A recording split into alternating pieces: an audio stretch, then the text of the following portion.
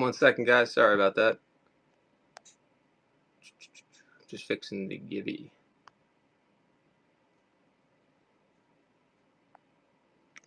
What's going on, guys? John Springer Collectibles. Hope you guys are having a good day. Just getting set up. Welcome, Ali Pop. Thanks for coming in. Guys, I'm John Springer Collectibles. If you haven't been here before, welcome. We're giving away, go like this. I'm like always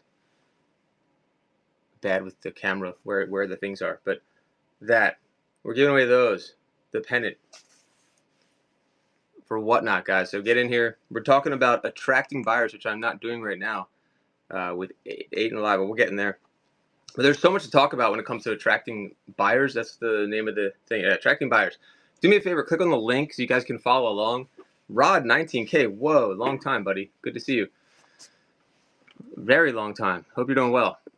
Oh, I'm trying to fix the tripod. I usually stand when I do this, so this is a little weird. I'm trying to do a different setup. So, giving away the pennants. We're talking about attracting buyers as a seller. If you're also a buyer in here, it'd probably be invaluable to hear your feedback as a buyer. Hey, all good. I'm glad to hear you're busy. Been doing okay. Doing good. And having a lot of fun shows here on Whatnot. And today is another edition of the Seller Q&A. Can you guys hear everything okay and see everything okay? Is everything good? Looking good? Sounding good? I'm trying to change. All right. Thank you, buddy. I appreciate it. So there's a link that I put in the notes. And also, I'm going to announce the link again. Thank you, Ali Pop. I appreciate you. Let me put the link in here again. I'd love for you guys to click on the link. Whoopsie, it's not there anymore. Hold on. All right, so there's a link that's in the notes. Let me grab the link again. We're waiting for everyone. The giveaway did start. Okay. There's a lot of other stuff. There's a few sellers in the community category here. There's like a group of us, and they actually have some really great quotes here. If you look at that link, so under tips and tricks for live selling, it's page 2. I forgot to put. I didn't realize that we were supposed to do like a quote, so I'm glad they did it. But everyone has really good things to say. I'm gonna wait till a few more people come in here, so I can kind of have everyone hear what we're talking about. But if you have, here's the guide. If you guys do me a favor, click on that attracting buyers guide. I think you'll find it useful. There's so many ways you could look at this attracting buyers topic. Like you can look at it from like a marketing perspective. I'm looking at some of the stuff right now, like coupons, flash sales, social media stuff. You know, networking with other proven buyers for social proof, things like that for attracting buyers. But then I liked what a lot of the other sellers had to say, and I have my own opinions too. Because attracting buyers could be as simple as having good lighting, could attract buyers, having good sound. I know that when I scroll through the app, and if I scroll through the app and I hear someone's volume is just way off and just horrible, I know this is one little thing. I don't want to hear that stream. Maybe you could turn the volume down or something, but you have headphones and it like blares you out. You're like, it just sounds horrible. So you got to make sure you check your audio. Maybe do test shows, have your friends, listen first and make sure it sounds good. Re-listen to your shows afterwards. Maybe they probably don't even know they're doing it. And I don't know if it's a phone thing, if it's an iOS thing or versus Android. I have no idea, but that can really, just a simple thing as far as attracting buyers. I know we don't think about maybe the way you sound or the way your audio sounds when talking about attracting buyers.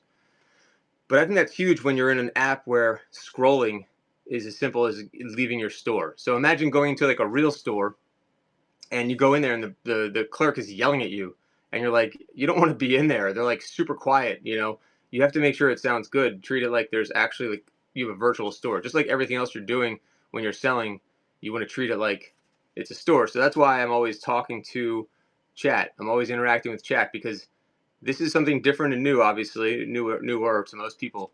And we're so fortunate that we can sell like this. It's incredible. You can have a virtual store and you can have people from all over the country, all over the world coming into your virtual store. You need to talk to them, acknowledge them, and make sure everything sounds good, looks good. They're buying things from you. So that's the other thing, like attracting buyers. You need to be able to show them the product attractively and show them what they're getting. They're not in the actual store. They're not clicking on big thumbnails and videos and seeing the product.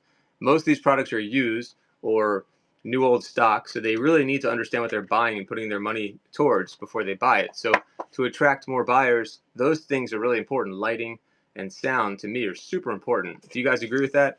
Like, when you're scrolling, it's too easy to scroll past shows now because there's so many. When I first started doing Whatnot, there was not that many shows going. There's not that many categories. So the viewers are pretty much forced to be like, okay, there's only 2 or 3 shows going on right now. This is what I got. But now you have options. You have, I don't even know how many shows you have now going on. Let's say the estate category, the estate and storage unit category. It feels like there's like hundreds of shows going on. Indigo Adventures. I almost said Indigada Vida Adventures, which, by the way, I didn't know that actually was supposed to be in the Garden of Eden. I didn't know that. I just heard that yesterday. So when I saw Indigo, I was like, wait a minute. Anyway, I do that a lot. I derail into movie, music, and TV references by mistake. Indigo, you get one of those pennants. Congratulations. Hope you stick around.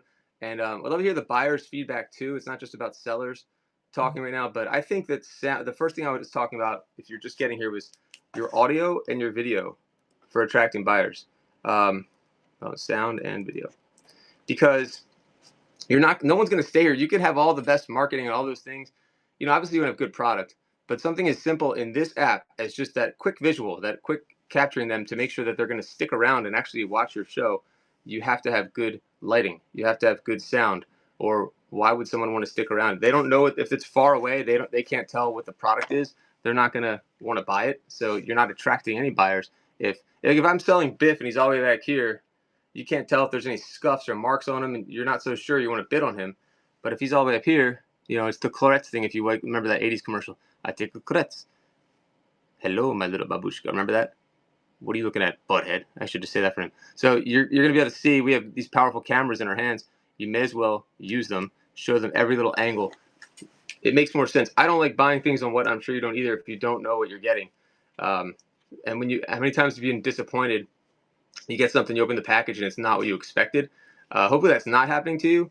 I always like to underpromise and then overproduce when people receive their packages from me. Hopefully they saw it in the stream. Sometimes you can't get a perfect shot of it. Maybe you're unboxing a storage unit or something like that. You're not going to get a perfect angle. But for the most part, if you are showing the product and you have good sound, that's like step one, just to keep people in the show. Also, just attracting buyers. Let's talk about that real quick. Like something as simple as loading up your store so people can find you. It's really easy to load up your store, your Whatnot store. So I definitely recommend that. It comes in handy because when you're loading up your show, you can just clone or pull those items in from your store, and then they're always there. And then you have passive offers that could come in. You have maybe people in the middle. They'll find you that way is the whole point. Let's see. Old Johnny Vest. Yeah, I know. More famous, Coast Guard Reserve and whatnot. Thanks, Reselling, for coming in. We got to get some more people in here reselling. I don't know what else I have to do here. I got 11. I got Whatnot, I think, is pushing this category, right? I think this is in multiple categories right now. I want to get into everything, but I'd be nice to have, everyone in the room at once. It's like I'm like a teacher at a school. I got like 10% of the class in the room. We're going to wait. Maybe we'll go to the audio, what's it called? The multi-purpose room, and get the video VCR out, and we'll roll it out on a little cart, and we'll watch some. What we watched when I was a kid? I have no idea what teacher decided this was okay. We watched like the making of Thriller when I was like 6 years old. We were like waiting for I think I was like this is a dumb memory, but real quick, we'll get back to this. I'm trying to wait for people to come in. We were waiting for like a talent show where I was breakdancing in a talent show. I don't know how this happened. I was 6 years old and I knew how to breakdance somehow. But that's how I remember seeing the Michael Jackson Thriller making of, because they were trying to kill time, and they brought in the old VCR on the TV stand. But for those that are there, I appreciate that you guys are here right now. Check out that link that I sent. Please do me a favor, just click on that link, copy, paste it. Let me put the link in one more time because the announce went away. That way we can follow along. And I think it's important. Also, you can see the other sellers that are doing these types of shows, and we're giving away. Some of them are giving away keychains. I'm giving away the pennants. Let me get another pennant in to give away. What's going on, Shane Baxter? Troop, welcome. Troop, hope you're happy with your order. I think you probably got it by now. Dad Bod Supreme. I love the names. JC Dino, welcome. Give me a second while I add the giveaway in. Reselling, entertain them with all of your quippy little tidbits. Hold on one second. Let's see, photos, upload media. I just have to add a few more in. That was a mistake. This is how you don't attract buyers, by adding things during the show. This is how you lose people. So don't do that. See, I could teach you the reverse way. Don't stop the show just to add things into the store because you only put quantity 1. How many times does that happen to you guys as a seller? You put quantity 1 when you're rushing, instead of putting, like, whatever the actual quantity is supposed to be. And that's one thing I wish Whatnot would change that, because if I could have edited it, I would have just edited it, but I didn't see anywhere where you could change the quantity. That might have just been me. All right, Whatnot, pennant giveaway, and we're gonna get that up right now. Here we go. I think I have 4 left. So we gave away 1. Thank you so much for coming in, guys. I'm going to be running a live show later today also. And do me a favor, I would love it if you subscribe to YouTube. And I'll tell you one reason, if you subscribe to my YouTube, which will be nice, I've done a ton of these Q&A shows. And if you go to my playlist for the Q&A shows, I think you'll find some really valuable information in the playlist. All right. Thank you. Step 1, delete the app. Step 2, go into your... What's going on, buddy? All right. So appreciate you guys coming in. The first thing we talked about, hats. I agree, Shane Baxter. At one point, I was going to get all sorts of merch. And I don't know why I didn't do that. I had changed my logo, though. My original logo was done by Dog Hoss, but it was done in like a G.I. Joe style. No way. That's awesome. Actually, I love that idea, Shane Baxter. It's a no-brainer. I had T-shirts made and things like that, and stickers I got to get. But now that I made that logo myself, I need someone to polish it up because it's just a real simple logo.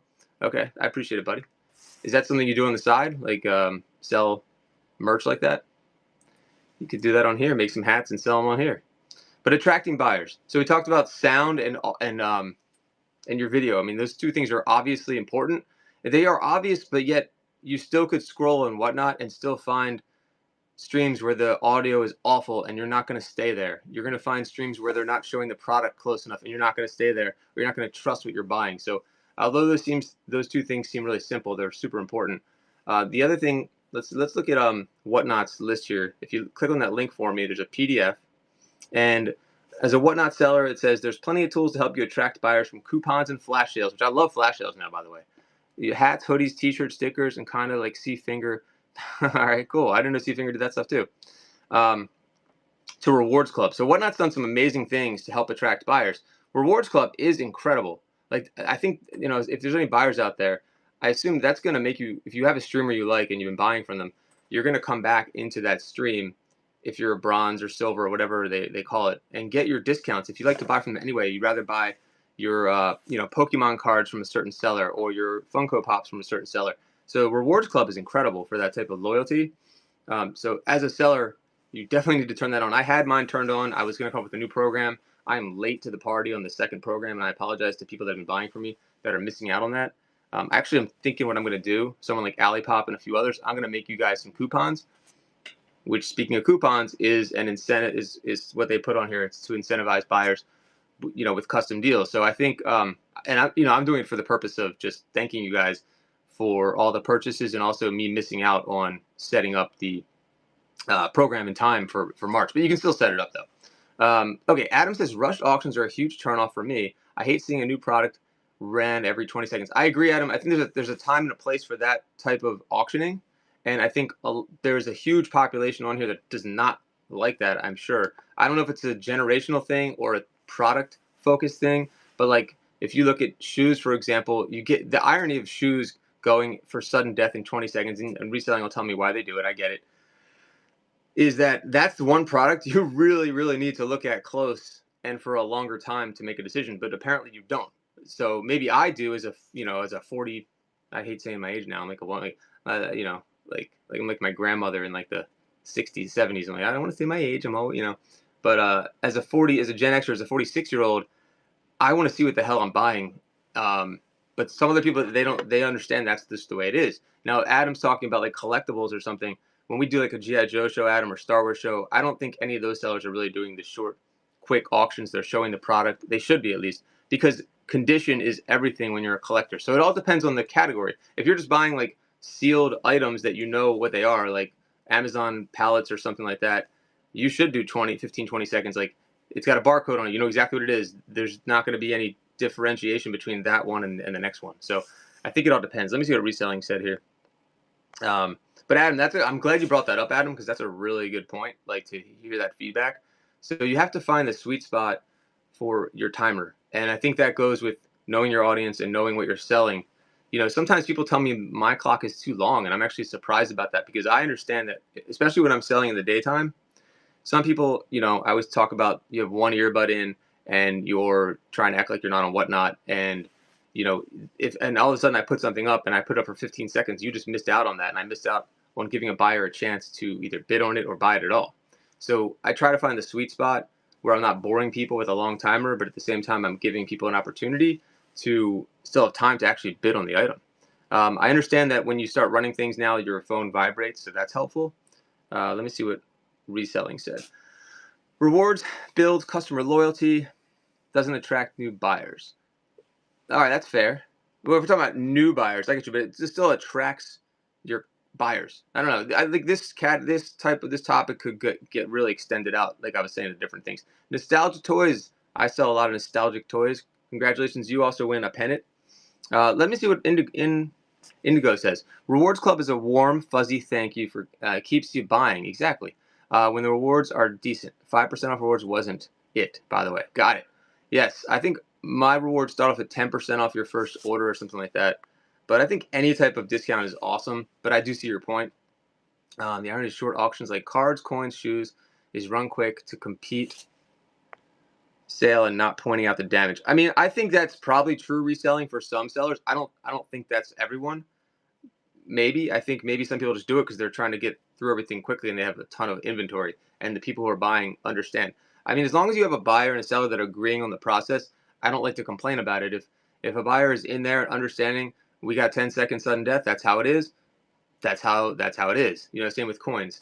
So I mean, it takes two to run that. You just have to know what you're getting into when you do it. Read more. Let's see. Need more. First sentence and the rest makes sense. Oh, sorry, buddy. The irony, which part of it? Okay, sorry. When the rewards are decent, hold on, let me finish what you said. It does the exact opposite. It keeps people only buying from a certain few sellers. Yeah, I got you. But that's still attracting buyers, though. You're still bringing people in. Let's say I bring in, Big Al, and he's made a few purchases. He's watched my show. It's going to attract him to keep coming back if he's coming back for rewards. And it's nothing like we're not trying to deceive people here. It's just a good tool that you should turn on for that additional bonus. Like if there's I'm selling Funkos and someone else is selling Funkos and you like both of us, who are you going to go to? Are you going to go to the one that's going to give you the reward discount, or are you going to give the one that doesn't? I think as long as everything else is pretty much equal, I would hope you would go to the one that gives you the discount, right? So, oh my business, I like your name. So for general merch, no sudden death either. I don't like sudden death at all, oh my business, unless you have a huge room. A lot of people, I don't know what you're selling, but sudden death, I think, I don't have enough experience with it to really speak about it like intelligently. I just know from watching streams, a lot of cards streamers do that. A lot of fashion and shoes, they do that. I don't like sudden death as a seller because it doesn't give people the opportunity to bid. I think it's just too rushed and too crazy to me. Let me know what kind of merch you're selling, oh my business. And it depends. If you're just trying to like liquidate stuff and you're giving deals and it doesn't matter, then yeah, why not do sudden death? I agree. I really think it totally makes a big difference on what you're selling, though. Let's see. I'm more likely to follow a seller with rewards than one that doesn't. Thank you, Adam. Good feedback. Let's see. Oh, my business says rewards. Let the buyer know you see them and appreciate them. I agree. They are here to get discounts. You're just stacking them. Volume sellers. So American Honey, right. Volume sellers kind of have to do that. Like some people will have to sell a certain amount per hour to make it even profitable. Like, your time is everything when it comes to this app. That's the advantage of selling on this app versus like eBay. You can't go on eBay or any other site and sell the way you can on Whatnot. So I'd love to hear what you guys are selling when you're using sudden death. I'm open to every single method of selling as long as it makes sense for your buyers and it makes sense for your structure. It's hard to say a blanket thing for everyone that works. That's just not how it is. Sudden death for me, like if I did sudden death, right, for like a G.I. Joe show, all of the guys that buy G.I. Joes from me would be like, dude, stop. Why are you doing that? And some buyers like sudden death because they feel like they can take advantage of the room and get a really good deal. And some sellers like it because they might be taking advantage. This is what reselling would say, because they're not showing the product in detail. They're getting that like impulse buy. I've seen it for cards, and people overpay for cards like crazy. But it can work the opposite way too. Don't forget that. sometimes they'll put up a really big card and it's sudden death. And even if someone has like an internet glitch or they don't have a second to put the bid in, they're losing that extra bid that would have been there. So I don't know. I think there's arguments both ways. Adam says there's an art in how the seller fills the dead air between sales. How you guys track purchases so quickly blows my mind. When you say track purchases, what do you mean? I sell a large variety of things, says Oh My Business. Everything really. I have only used sudden death on a raid train. Okay. That's you more, yeah. So as long as everyone expects that and you had a lot of people in there, it sounds like that format was perfect for what you were doing. I totally get that. Oh my business. But like if you had like, let's say it sounds like you do like storage unit auctions, things like that, or estate, which means you're gonna have a variety of collectibles in there or a variety of items. And like there's 50 people in there, maybe only 2 people are interested in, that weird trinket that you have or some hip hop CDs or something like that. So like if you just did sudden death and you only like one of those 2 people is not paying attention in time, you're just not getting those bids. I just almost see no point to it because just do a shorter time and then it'll run out anyway. There's sudden death adds that urgency. Again, if it works for the seller, great. And if it's working for your buyers, you're not getting bad feedback, great too. Remembering who bought what. Oh, so Adam, I agree with you. Like, there's definitely good ways to keep track of that. That's a whole other topic I won't go into deeply. But labeling them while you run them. Also, a lot of people just do like auctions by number, so it's much easier. So like this person got 1, 2, and they'll just put a little piece of tape that says number 1, 2, 3, 4, whatever it is. So it really depends. But the receipt is the best part. Having the receipt is the video receipt. That's everything. So if you need to rewatch, you can do that.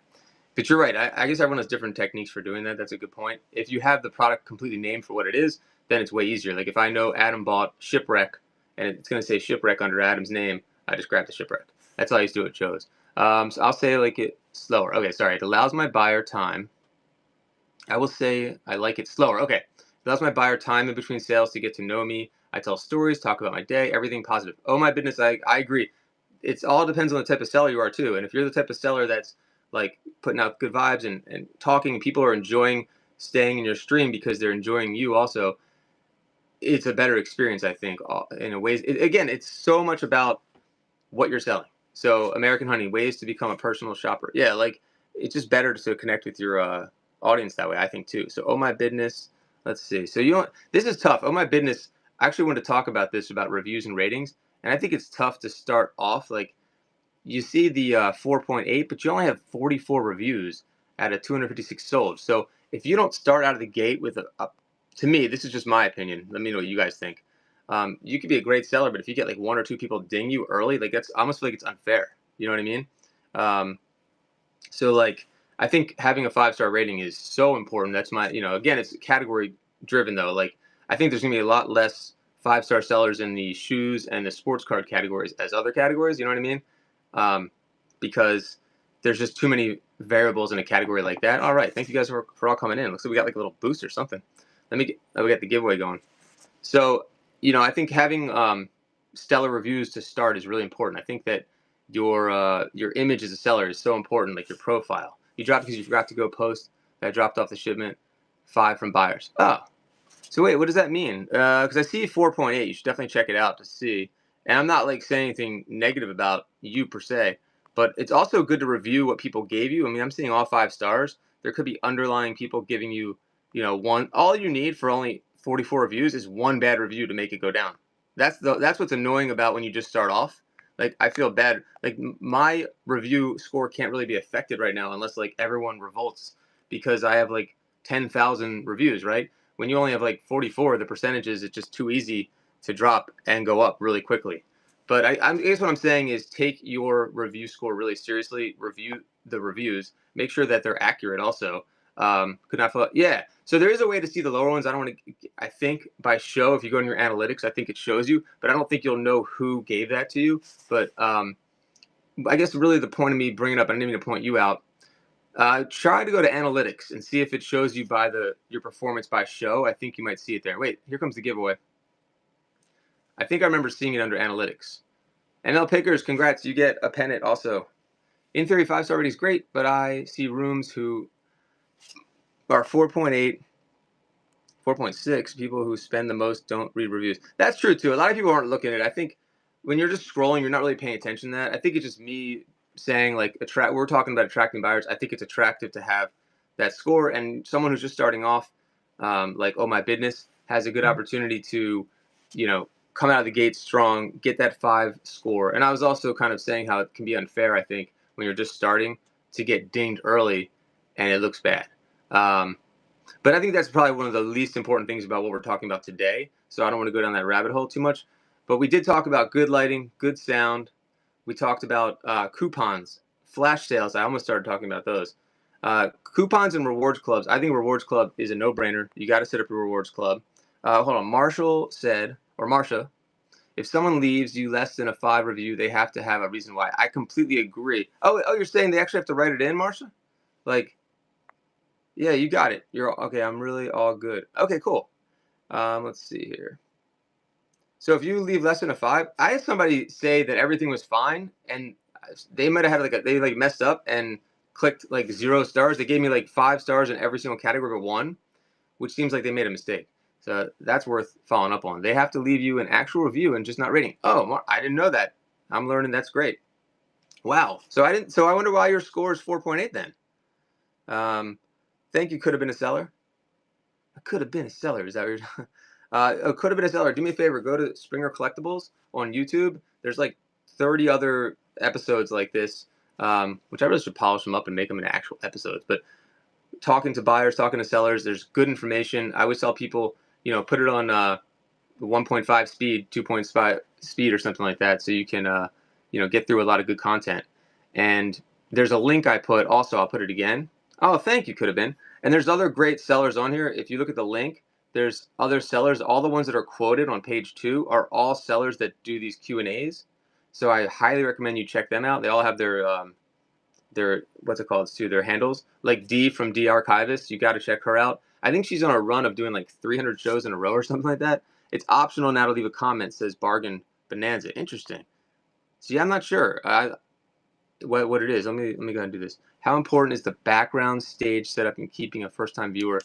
You know, that I think that's a personal thing, Adam, because I've seen streams I actually don't like when I just see a stream and it's just a wall, you know, personally. But I think if they're continuously putting product up, that's good product. I guess who cares? My background, when I was doing G.I. Joes, that was really important because I had a stagnant background that wasn't changing, and I thought it was important to have a really clean setup. Like the Toyman has a nice setup, where it's just you're selling. You know, you see a lot of card breakers have amazing setups. I think that's really important. So it's all category specific. Like when I'm selling storage unit stuff and I'm going through bins and things, I'm usually walking with the phone. Like if you ever see like Corey Man X, that's how he does it also. So there isn't really an opportunity for like a background. Like it's basically you just walking around like you're the GoPro, basically. So I think it's important to like have a steady hand and a good tripod that you can take with you, because I'm sure it's annoying if you know you don't have a good picture, like I was talking in the beginning. Then people won't want to stick around if you're just shaking around everywhere and bad camera angles. ML says they have to, but one person said USPS was too slow. See, that's not fair at all. Right.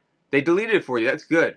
Can't control it. I wish that reviewers would be more reasonable, but that's in everything. That's like, if you're reading Yelp reviews, you realize how unfair reviewers can be. Like, it's ridiculous how people can be and how unreasonable.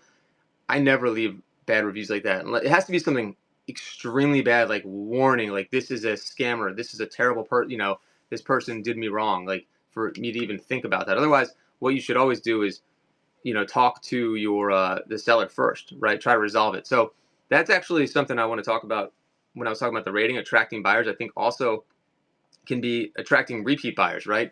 So if they do place an order with you, you want to put something in the package that says, thank them, be appreciative that they ordered from you. Out of all the sellers on there, not only did they order from you, but if you're happy, please leave me a 5-star review. If there's something wrong with your order, please contact me first before leaving your review, and I'll make it right. I think it's important to put that human touch. I've talked about this a lot into the package. I think if you can print some things out that say that, a little card, it goes a long way. Some people don't even know who they bought from. Like if you don't put the packing slip in, I know people that do that. They're just getting the item and they have no idea who the seller is, so they might just ding you without any personal connection. So if you say like, "Hey, this is ML Pickers," put your real name. You know, I'm making up your name. I don't know your. I'm not gonna say your name. I don't think I remember your name. But hey, this is Ben. Thank you so much for your order. Or you sign off. If you need anything, you can reach me this way, that way. You can reach me at Instagram, or you can DM me here, and I'll make sure I take care of you. Matt, I forgot. Dude, I can't remember my own names. Or I don't even remember what I ate for breakfast. Um, but yeah, just make it more personal, so that way, hopefully, they'll have a little bit of a, they'll think before they react, and they won't be so emotional about it. If you put a little note in there, like, oh, this seller really tried.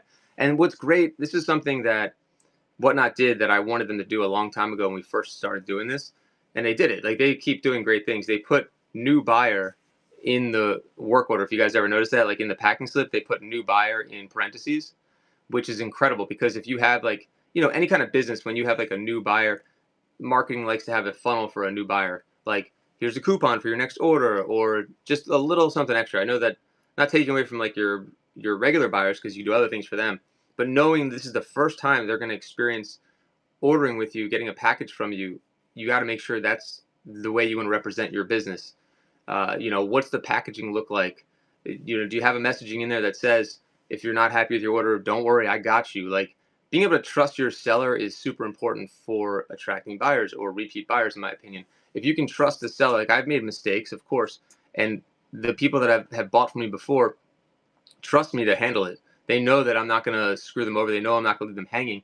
They definitely could be really upset about some of the things that have happened that are either out of my control or that I've made mistakes on. But because I've established that relationship with them, that trust, through reviews, through all the shows I've done, through talking like this and explaining that I'm going to do the right thing for you, they don't worry about it. Whereas if you spend your money with another seller that doesn't seem communicative and you don't know them, you might start to freak out and like, I want my money back. I hate this seller. They're a scammer. People go on Reddit, like, and they get all emotional and crazy because it's their money, right? And they wanted their item and it didn't work out. And if you kind of establish yourself that way, I think that's going to go a long way to attracting long-term buyers. I think it's more important to attract long-term buyer relationships anyway, versus like, let's just attract buyers, get them in here, get some sales, and who cares what happens? And that we just need to, sell, sell, sell, sell, sell. You want to keep them coming back, the long tail, right?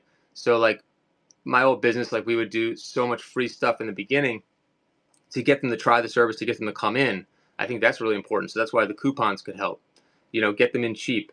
Even if you run something cheap and you don't, only one person bids on it and you messed up, that could turn into a repeat buyer because they know they can come to you for good deals, for fair prices, and maybe they'll get another good deal. And, that makes people come back too. There's so many ways, I think, to attract buyers that I think a lot of people aren't. That's a great question. That a lot of people are not thinking about. Like, there's the obvious stuff, rewards club, social media, attracting buyers. I'm thinking, like, of course, it's the marketing, right? But there's more to it than just the marketing. I think that's kind of my strength, to talk about stuff outside of marketing. And could have been a seller has a great question. I'm not the best person to answer this in the way that I think everyone's going to answer it differently. Could have been a seller's question is thoughts on dollar starts. There's like a bunch of different ways to think about this, not to like overanalyze it. But let's say you're just starting off and you do dollar starts. Let me do the positives first. The positives are that you can attract new buyers by doing dollar starts, right? People are going to be attracted to that. They're going to get a chance to get a good deal. You're going to be able to gain more sales quicker is what you want as a new seller, right? Because you want to get to the point where you have 1,000 sales and you're getting paid immediately. So that's a way, it's called like a loss leader. You could look at it that way. Like if you go into it knowing I might not get what I want on these items, but I'm going to maybe gain more, followers and buyers long term, it's worth the risk. Then I say do it, but it depends on the product. Like if don't go putting up an iPad when you have 7 people in the room at $1. You know what I mean? Or like a Michael Jordan rookie. I know you're not going to do that, but I think that those are some of the ways you can look at it in a positive way, like if you're just starting off. But I think if you're like, I'm going to say myself as an established seller in here, right, that, right now I don't get as many people as I'd like in the room. I don't get 100, 150. So people like 150 people in the room, like those kind of sellers, it's really easy for them to say start at $1, a card seller, because $1 means nothing. It's completely arbitrary. Nobody, maybe 1 out of 100 of their items will go for $1. The rest of them are going to get bid up and bid on, and people are going to fight over them, right? Because you have all those customers in the room. But someone like me or someone starting off has like 5, 7 people in the room, and you run something that's not in their wheelhouse. I have a good story about this. I ran like a Wade Boggs rookie when I first started on here, and I started at $1, and the room was not paying attention. I had like 10 people in the room, and no one even realized that I had put the Wade Boggs rookie up there except like one guy, and he bought a Wade Boggs rookie for $1. So that was a hard way to learn that lesson. don't feel the pressure to put something up at $1. I get it. Like, it looks better. You want to be able to give people good deals and not just run everything at comps. But I would say you could start it at like a price that you wouldn't be pissed off about if it got at that, sold at that price. If you're like, I really need 10 for this, but if I got 6, I can move on from it and just keep going. So I guess that's a pretty long answer for your question about my thoughts on dollar starts. I could probably still keep going because there's so many more aspects to that. Just be careful. It's all about your tolerance also. Start where you're comfortable. That American Honey just kind of summed up my long-winded response. Start where you're comfortable. That's a great answer, American Honey. Let me see. Hold on. High Desert Grading. Welcome back. Hey, thank you. Let's see. Actually getting some GPK cards graded at a card show. Hoping for the best. Sweet. Dollar starts are okay. I'm not so keen on it. Yeah, it really, just like all the other stuff we talked about, it really matters what you're selling and who your audience is, honestly. Dollar starts don't work for everybody. I did see a guy, I liked what he was doing. He had a huge storage unit, right? Like so much variety of stuff. And he was doing $5 starts, which was completely fair. Great price, but you knew, I'm thinking from a seller perspective, I knew he wouldn't be mad if everything went for 5. And he's not going to be happy about that, and most things will go and get bid up. But if like a lot of them went for 5, he's probably good because his average per item, right, that he paid is probably way under that, and he's profitable in anything he does because he had this monster-sized storage unit. So it really depends on your inventory as well and your tolerance. If you're okay having the mindset, I just need to keep moving items. I don't care what they are.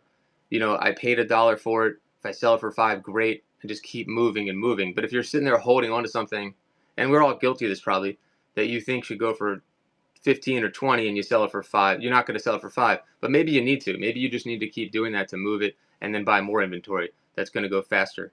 So, or until you build that audience up that's going to start bidding on those items. I mean, I'm sure we've all sold stuff under what if we had waited a month for the perfect buyer, who had done that. I do that every day, really. Simply Smart Shopping. Congrats. You get a pennant back there. Like, I always struggle with that too. You hear the bigger sellers say it, like, just sell it and keep going. It's easier for them to say, I get it. But it really is still a good strategy to just keep moving. Like, I'd rather just keep moving inventory than sitting on stuff waiting for a few more dollars. There are products though. If there are certain products that just don't work for Whatnot, you have to understand what works for Whatnot and what doesn't, and kind of cater your shows and your inventory for that too. So that's a whole other topic we get into. So we're talking about attracting buyers today. Space is priceless. American Honey's right. Let's check out American Honey's profile. American Honey, 5-star seller, just starting off. See, the 27 reviews is so. You gotta be so careful because you're just starting. That's how I look at it, though. She's got a great profile. My name is Tina.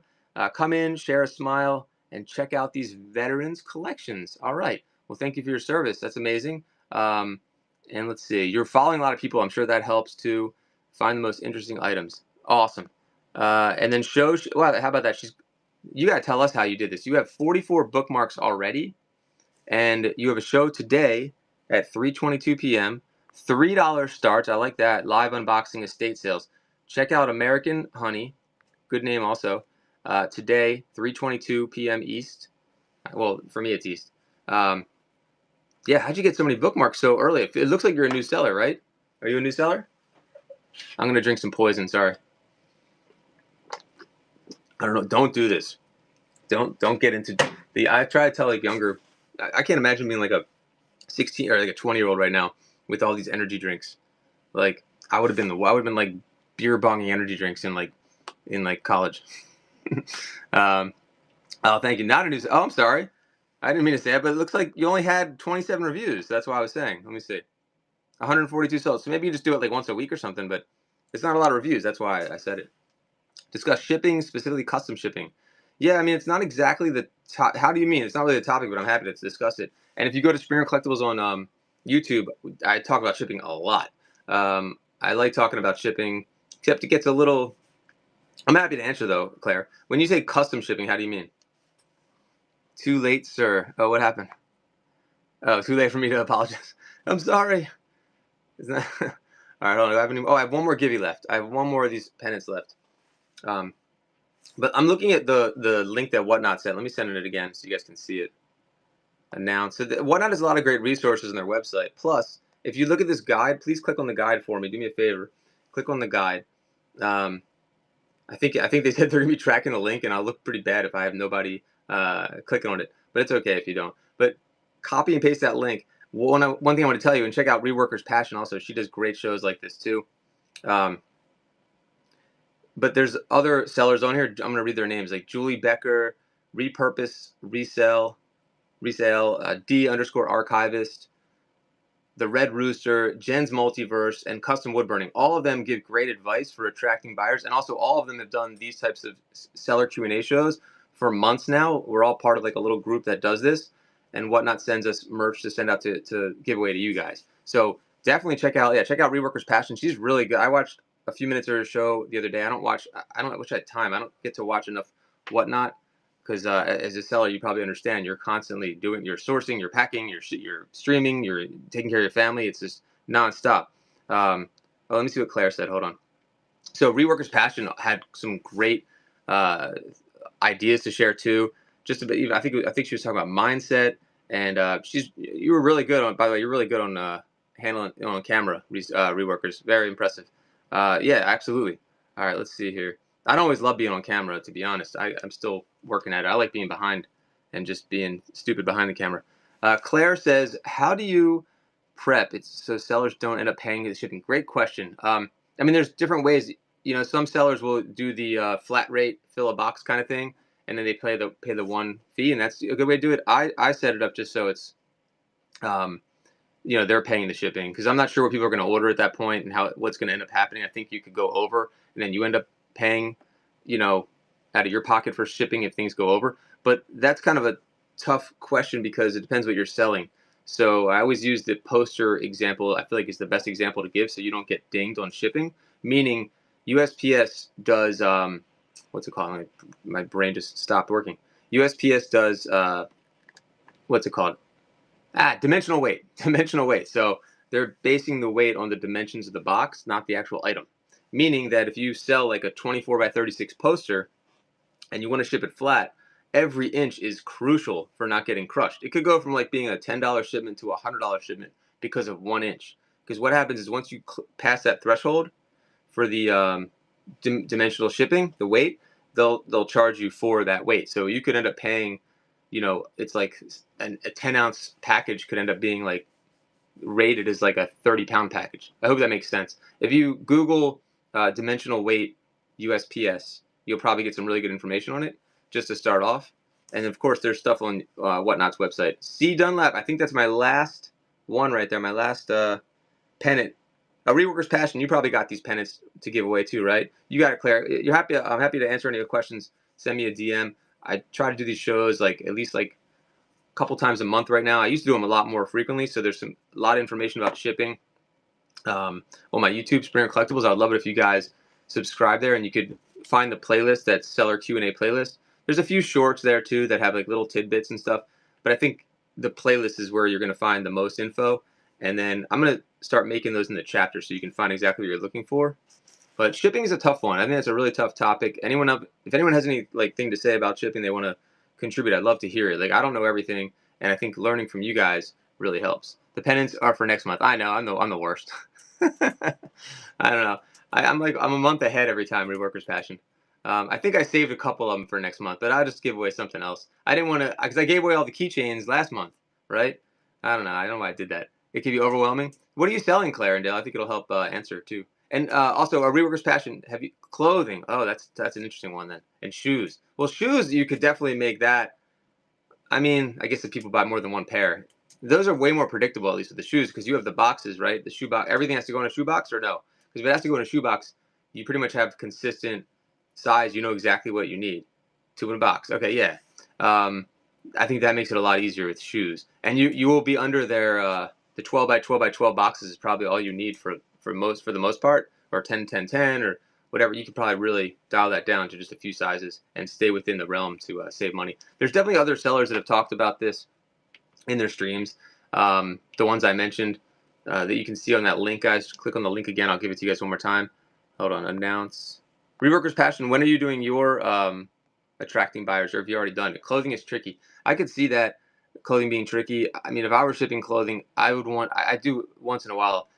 I'd imagine the key is, again, so you don't get dimensionally weight dinged if they get a lot is you got to suck the air out of whatever. I'm assuming you put the clothing in like bags and stuff. That's what I would do, and then suck that air out of it, or smush it that way it's flat as possible, or the army style rolling things if you have to. Whatever you have to do to like not have them all puffy, because then it's going to take too much room up in the box, and then you have to start getting bigger boxes.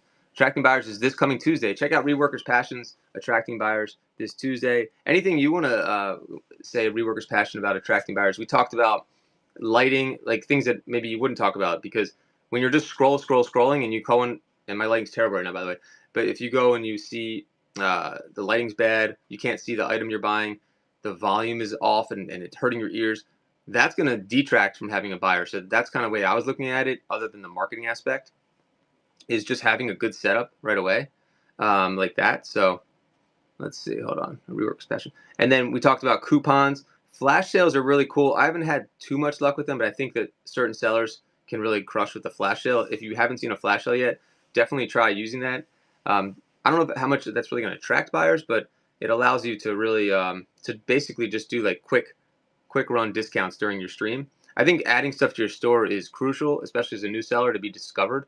So you want to just load up your store with as much as you can, and that's going to help you during the lives as well, because when you import all your items, you can just import the inventory that's in your store. Okay, a flash sale, I'll just read what they wrote here.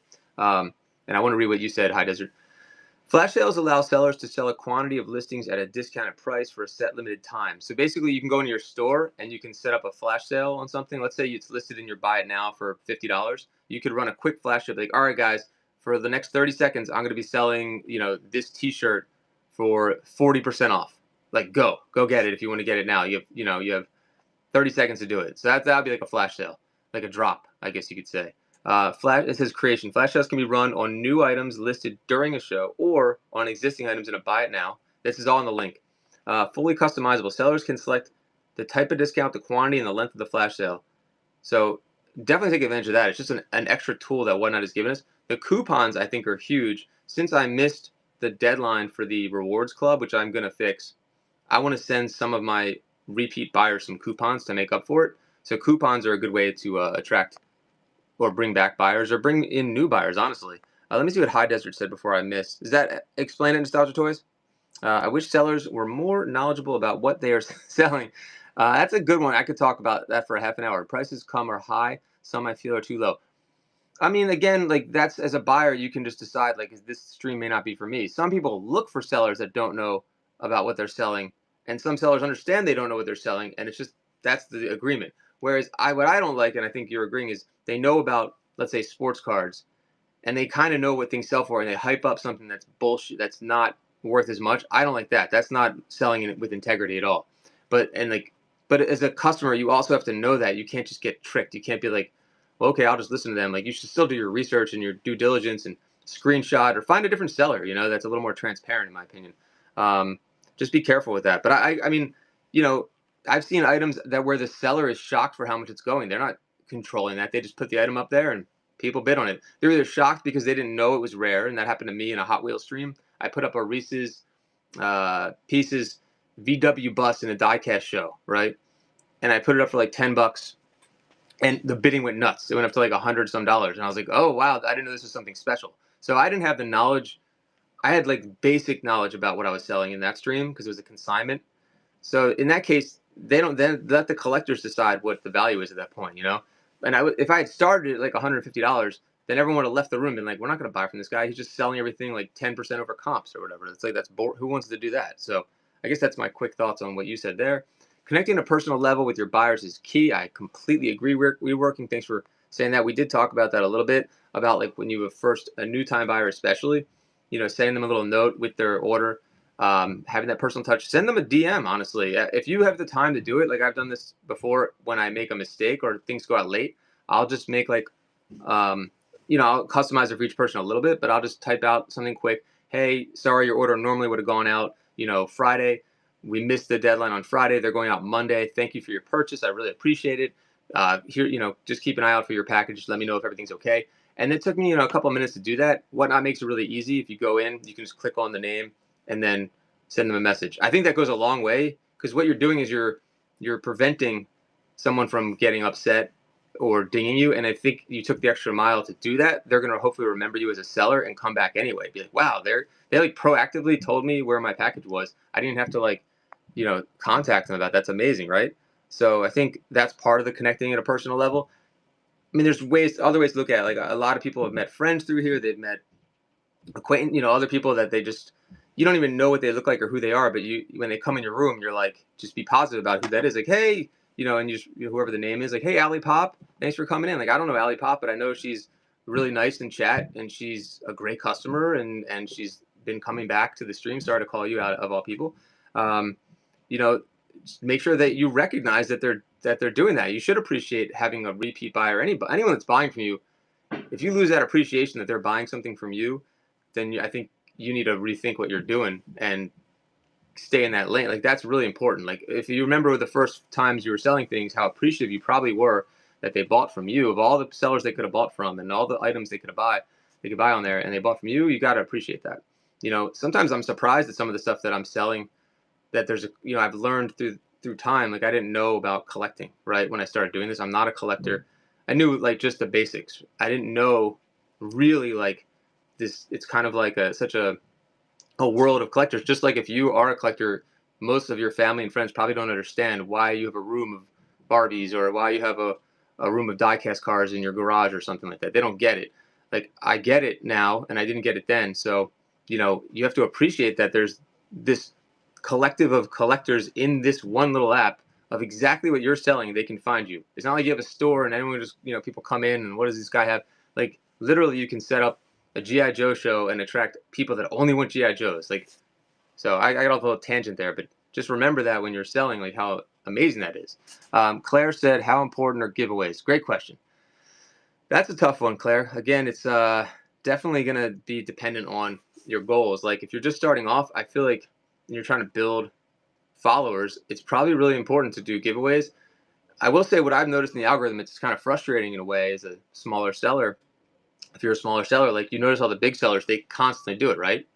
Because the algorithm likes that. It likes that constant thing, and it likes that people are going to stay in there and wait that 5 minutes. So the more people that are in the room, the more people come in the room. And then it looks like, oh, what's this show? All these people are here. And the algorithm starts feeding it. At least I'd like to know from you guys how that works, because I've noticed when I put a giveaway up, all of a sudden, like, my numbers jump up. So I'm like, how do they know that I was doing giveaways? I don't know if there's something you guys see on your end. I've never noticed it.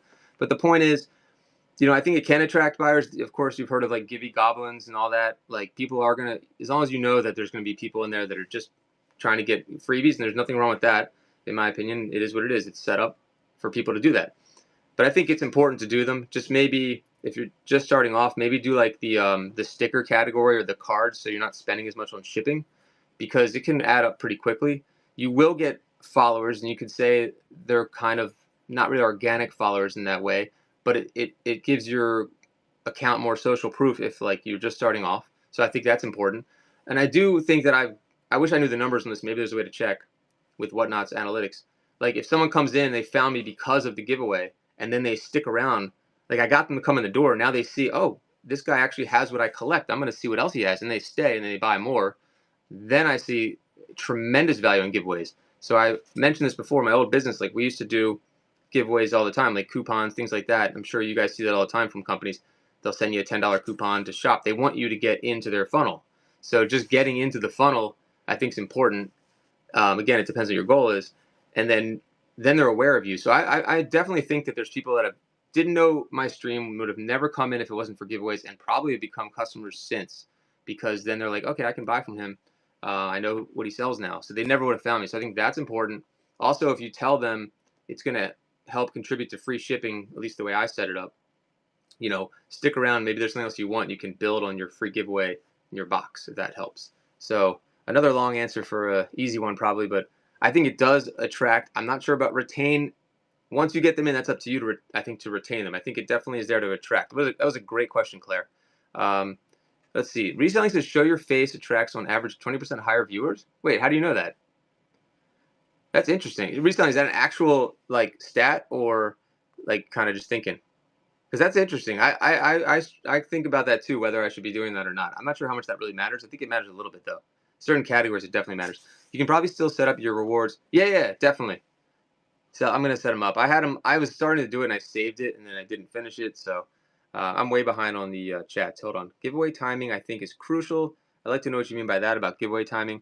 Um, Adam says, agreed. I do Hot Wheels too. Oh, nice. I had a period where I was doing Hot Wheels shows like every day because I had a collection of 1,000 cars from an estate from a consignment. So I had to learn that category really fast. And the chat always helps you learn it. It's unfortunate because people like me just want to provide a service and not be friends. I hear you reselling. You don't have to take it that way either. Like gratitude is key. Yep. I don't. Yo, you got it, Ali Pop. I'm so behind on the chats. Um, you don't have to. You don't have. Not everyone has to have a community and be like part of the fam and all that kind of stuff. Like you can still sell and just bring out good product. Like not everyone needs that, right? Like if you went to someone and they're just a nice person or a trustworthy person and they have good product, that's all you need, right? If you want to buy something for your collection or to resell and you know that reselling everything's got it, they'll still come to you in my opinion. But you're right. I think you'll get more people that actually like coming to your show and like listening. Some people might just do chores and listen to that person talk. I'm sure there's communities on here. I mean, that used to happen with me with the GI Joe shows when I used to do those because I'm Gen X and all the guys watching could relate to the things I was saying, the music I was playing. So I bet a lot of categories on here. I think I don't want to just call out women on this, but I think women tend to connect on that level way better than us.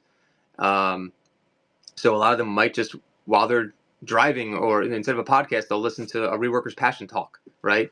And I think that's pretty common now. Fantastic point. Customer service is key. Definitely. Okay, so let's see. I think a buyer secretly wants to be appreciated and be recognized by a seller or any store for the show. Yeah, that's a good point, Diecast. I agree. You're spending all that money with them. You should get some appreciation. Honestly, I should be doing more for my buyers. I think people that are like much bigger streams that have that, extra money in their coffers. I don't know, is that the right word? You know, what I used to do in my old business, like we would always send out during Christmas time, we'd send out like to the top, whatever, 5% of spenders, we would send them like, gifts, little things they like. Gary Vaynerchuk talks about that in one of his books. It's, I can't remember the book's called. Thank You Economy. Oh my God, I don't know how I remember that. The Thank You Economy. Check that out. Maybe just watch on YouTube. I don't know all the details of that book now, but that sums up what I'm talking about. The Thank You Economy. Let's see. I think that all the time says kid. Let's see. I primarily give away items that fit in a plain white envelope. Yeah, exactly, Reworkers. I make bookmarks and art cards. That's perfect. You can do stickers, bookmarks, tea, flower seeds. Great suggestions by a Reworkers Passion because then your spend on giveaways is way less when you're talking about 70 cents versus what, $4, I guess. You got it, Claire. Thank you. I'm still catching up. Art of War giveaways, community boost, in my opinion. Oh, giveaways over community boost. Let's see. Art of War did the right things when starting off to get to 1,000 sales. We talked about that earlier about the dollar auctions and just having lost leaders basically to build your audience. And I think Art of War did that well. You got to 1,000 sales really fast. A Reworker's Passion says, find something that fits in. Oh, yes, yeah, that's fun. I agree. Use the same concept to get sales in your buy now. Yeah, Reworker, I always forget to talk about it. She's totally right about that. Like having things in your buy now is so important to build, and it'll start. I know when I get free shipping in a show, and I'm sure you guys do as well, you're going to stick around for more to add more things to your box. You feel like you're getting better value. So that's great advice there. And then once you have that customer who's a customer, then send them the message in the package thanking them, and hopefully they will remember you as a seller. Like do something memorable like that for the first order or even the second, third order, whatever. Some sort of marketing, some sort of branding that you'll stand out from other sellers. Let's see, Donato Diecast says Hot Wheels hit my bottom line too much, so I switched to stickers. Yeah, there you go. But stickers are a hassle to pack and print labels, envelopes for. A balance of both. Yeah, true. I mean, you just have to have the plain white envelopes when doing that. It can be a little frustrating, I think. Let's see. I work from home. Community chats keep me company. There you go. Exactly, Marsha. So I think a lot of people do listen to it in that way, and I think that's important. Yeah, simply said, yeah, I'm so far behind. I listen to lives like a podcast. Exactly. So there you go. That's why it's important, reselling. You're hearing the feedback. Do just chat shows build up a connection with customers? Like this kind of stuff? I think I haven't necessarily done that, whereas I've seen other people succeed in that tremendously. I think Reworkers could probably talk on this. I think she does like just a chat show like once a week. I think D_archivist has built her following community by doing that. I think they give a lot of their free time to do this. I've seen a lot of. I don't pay attention as much anymore to all that's going on, but I know that I would say yes, that definitely works. Do chat shows build up a connection with customers? Yeah, I mean, I don't see how it can't. I guess it really depends how consistent you are with it, what you're selling. I think anytime that you're humanizing yourself, you'd probably rather buy from Donato Diecast. Let's say you just did. I'm gonna make this up right now. You did like a. I think this is actually good. If you did like a diecast show on here, why not? I can't let them come up with this now. And you talked about like maybe the hauls that you had recently, or some new stuff that's coming out from Hot Wheels, or just treat it like a podcast, like a live YouTube show. I think people would really like that. Like whatever it is in your fandom that people would like to hear.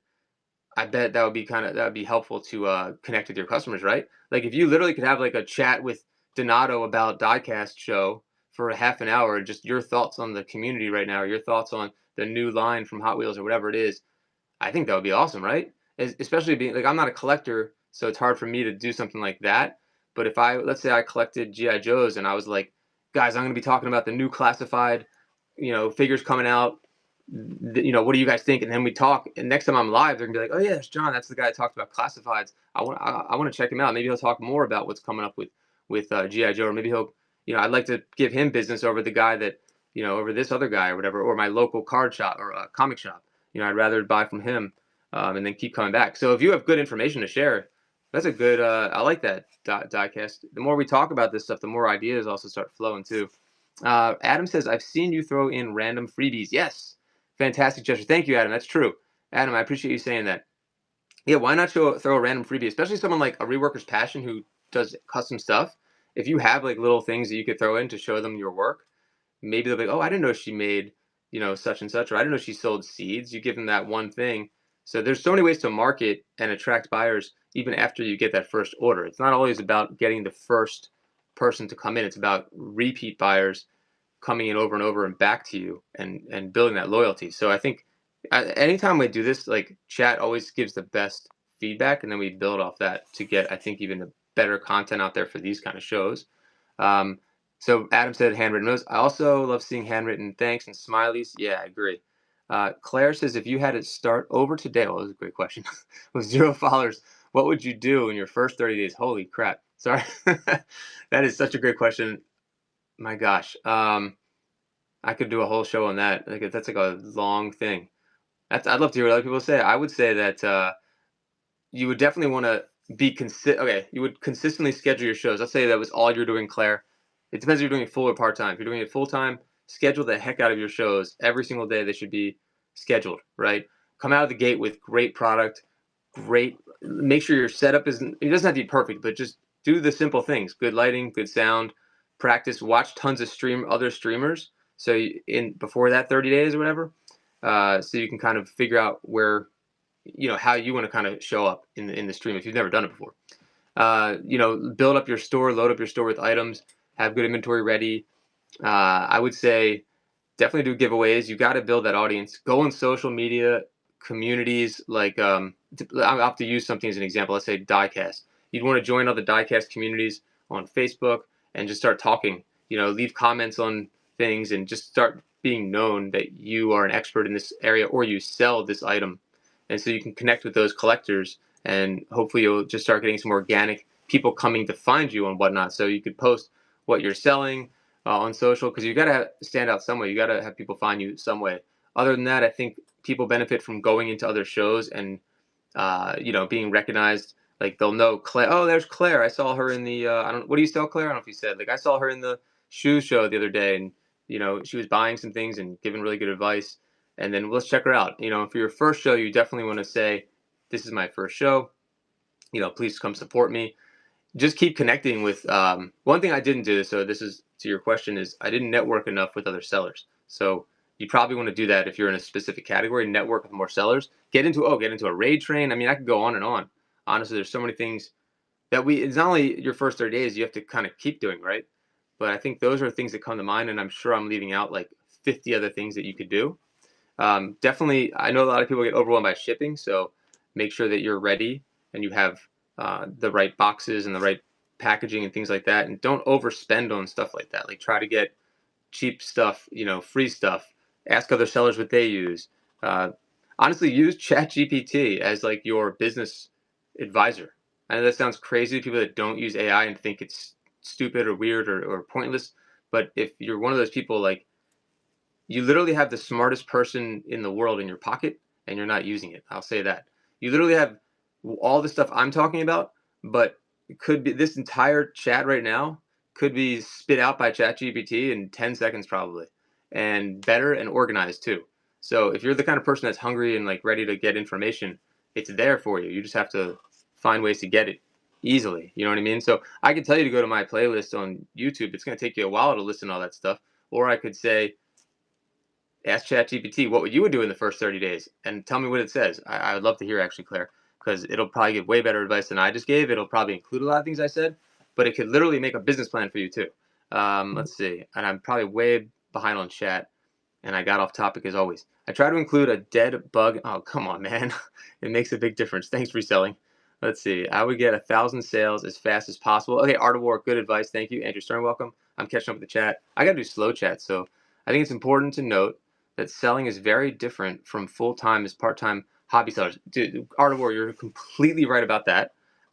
What Art of War also did was, one of the most impressive things I saw Art of War do in the beginning was when no one was buying, Art of War kept selling. Like I would have given up, probably. I'm gonna be honest. I think, and I'm behind the chats. Art of War told me that he didn't get a sale for over an hour or something like that, and just kept running the show.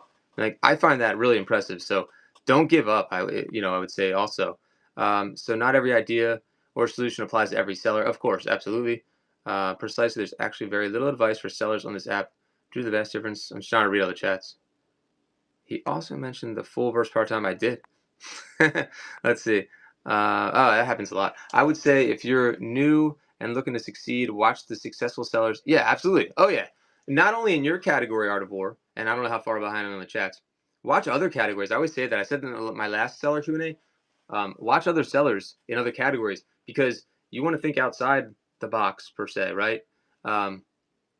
You want to like learn from sellers that are not in your category. In my opinion, you want to do both, because you might find things. You'll be shocked to find that a shoe seller might do something that could apply really well to what you want to do, and you don't even know what you don't know. Classic Logo says, "Is there a way to change the auction default?" Oh yeah. You can. I have to change it to 15 seconds every time. So when you're setting up your initial product, you can choose the time that you have for that item. Does that make sense? For that lot, and then it will default to that 15 seconds or 30 seconds. You can manually change it during the stream, like you're already doing. Hope that makes sense. Welcome, Just Thrifting. Did you get all the bags? And thank you again. Just Thrifting has the biggest fast food bag collection now of anyone in the country. I think almost, except for the guy that I'm selling for. Let's see. For default, you need to edit it. It's the item. Okay, you guys might have already answered it. I'd love that to happen, says Art of War. Okay, Adam says, I had a business professor how far behind am I on chats? In college, who stated the second sale can be harder than the first because people remember their first experience. Good, yeah, and the second sale is so important. You have to think of this as the long-term relationships, and I don't think I thought about that enough in the beginning. So that's another way to answer your first 30 days is you need. Oh, I got a rated with party too. Thanks, Anonymous. You need to connect with your buyers early when you first start off. Oh, I finally caught up. Okay, I wasn't that far behind. If you can sell to nobody, you can sell to anybody. Wait, that sounds like Jack Handy, Deep Thoughts. Oh, if you can sell to nobody, yeah, that was answering what I said. Oh, you're right. Art of War. That was like good practice, I think, too, by like, you just kept going and going. Welcome, Anonymous Pinkman. Thank you for the raid. I went a little longer than I thought I was going to. Do I have another show? No, I don't. Anonymous, just starting off. I mainly sell things that I usually don't need anymore. Nice. Clothes, toys, accessories. You guys had great questions, though. Like, I hope this was helpful as far as like the actual topic that we were going over, which is attracting buyers. I think I skewed a little bit all over the place for like, but I think it all relates to attracting buyers anyway. It's not just about rewards. It's not just about coupons and social media and all that. It's about, I think one of the most important things is attracting repeat buyers, or the second order. I think is super huge. You sell handmade jewelry. Oh, that's awesome. All right, well, check out Anonymous Pinkman, handmade jewelry. I think this is a great platform for things like that. It's definitely out of my wheelhouse, but bracelets, earrings. Let's see. Art of Wars, I also took advantage of their $150 match. See, what is that? Is that something new with a $150 match? You want to tell us about that? Most see that as 2x money. I saw it as customer acquisition without losing money. Very good. Oh, so you were able, they put 150 like in your account that you kind of play with as like marketing dollars. I mean, that's really smart for sure. And sorry I'm out of penance, guys. I would run more givvies. But I hope you go. Let me put the link one more time. I really hope you guys go to Springer Collectibles on YouTube. If you like this content, like what we're talking about today, I have a ton more. Wait, it's not letting me paste the link. Where's that link? When I signed up, they matched up to 150. Oh, that's amazing. Okay. I wonder if they still do that. Reworker says, it's wonderful. Oh, yeah, you should. There you go. See, that's a good thing. If you're newer, check out a Reworker's Passion and start connecting with people in that community, right? That's good advice, Art of War. Let's see. Why can't I paste the link in there anymore? Anyone have that link from before? We can throw it up there. Mods are obviously going to help you with attracting buyers, connecting with other people. Like if you start going to other shows and people start recommending you, that's huge. Let's see. King says, I sell a little of everything. Should I sell women stuff by itself and men's stuff by itself? That's a good question. How can I mix it out? In which category? Both know to come. That's a great question. I mean, I don't know enough about that category because I think they are separate categories, right? So I'd love to hear if anyone else, if you see other people doing both, then just kind of look at it that way. But I think if you have enough inventory, it might make sense for you to do separate shows. Just my quick thought. Hey, happy Friday. Hey, Mariah. Especially, I think not enough people are selling men's clothing on here from what I've heard, like just briefly from a few people. And I don't know if that's true or not. The women's clothing category might be a little more crowded. If it is, let me know if it is. If it is, then it could be worth going the other way and doing the men's category, but having the women's clothing ready to sell also. It's flooded. There you go. So that way, if you get women coming in to get the men's stuff, they can get the women's stuff too, or vice versa. I think you just have to try to see what the category is like. I think combining it is fine, but I also think if you have enough inventory for just a men's sale, try that and see how that goes. But if it's, again, I think it depends on the category. If it's flooded, you're having trouble getting people, that could be a good strategy. Let's see. I would check a category that has more viewers before going live, which you already set out before, says Anonymous. Yeah, I mean, you just have to keep trying different things. That category, it's funny. That category used to be really dead too. I remember like all the categories when they first launched. Like I literally think I was accidentally like the first diecast seller on here. Like diecast, when it first came out, there was nothing. Let's see here. I have great hardly used brand name clothes from Nordstrom. Nice. Oh, there you go. Check out King Kim, and honestly, like, let other sellers promote themselves. Maybe in a way that, you can tell people, hey, you want to shout out with your show. You want that. It turns into reciprocity at that point. Hopefully, they'll start shouting you out.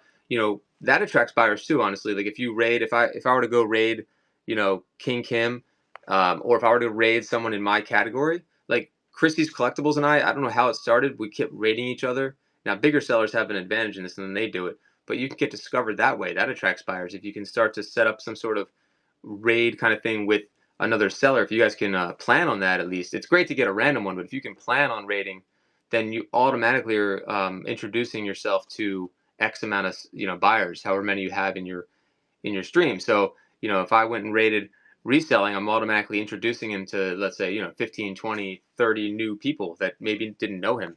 Let's see. The Rebel Alliance got to the Death Star in the background. Yeah, I guess they did. I just wanted to have something other than a blank background, like some of the things I've sold, because I wanted that pennant up there. So honestly, I did this like last minute. Let's see.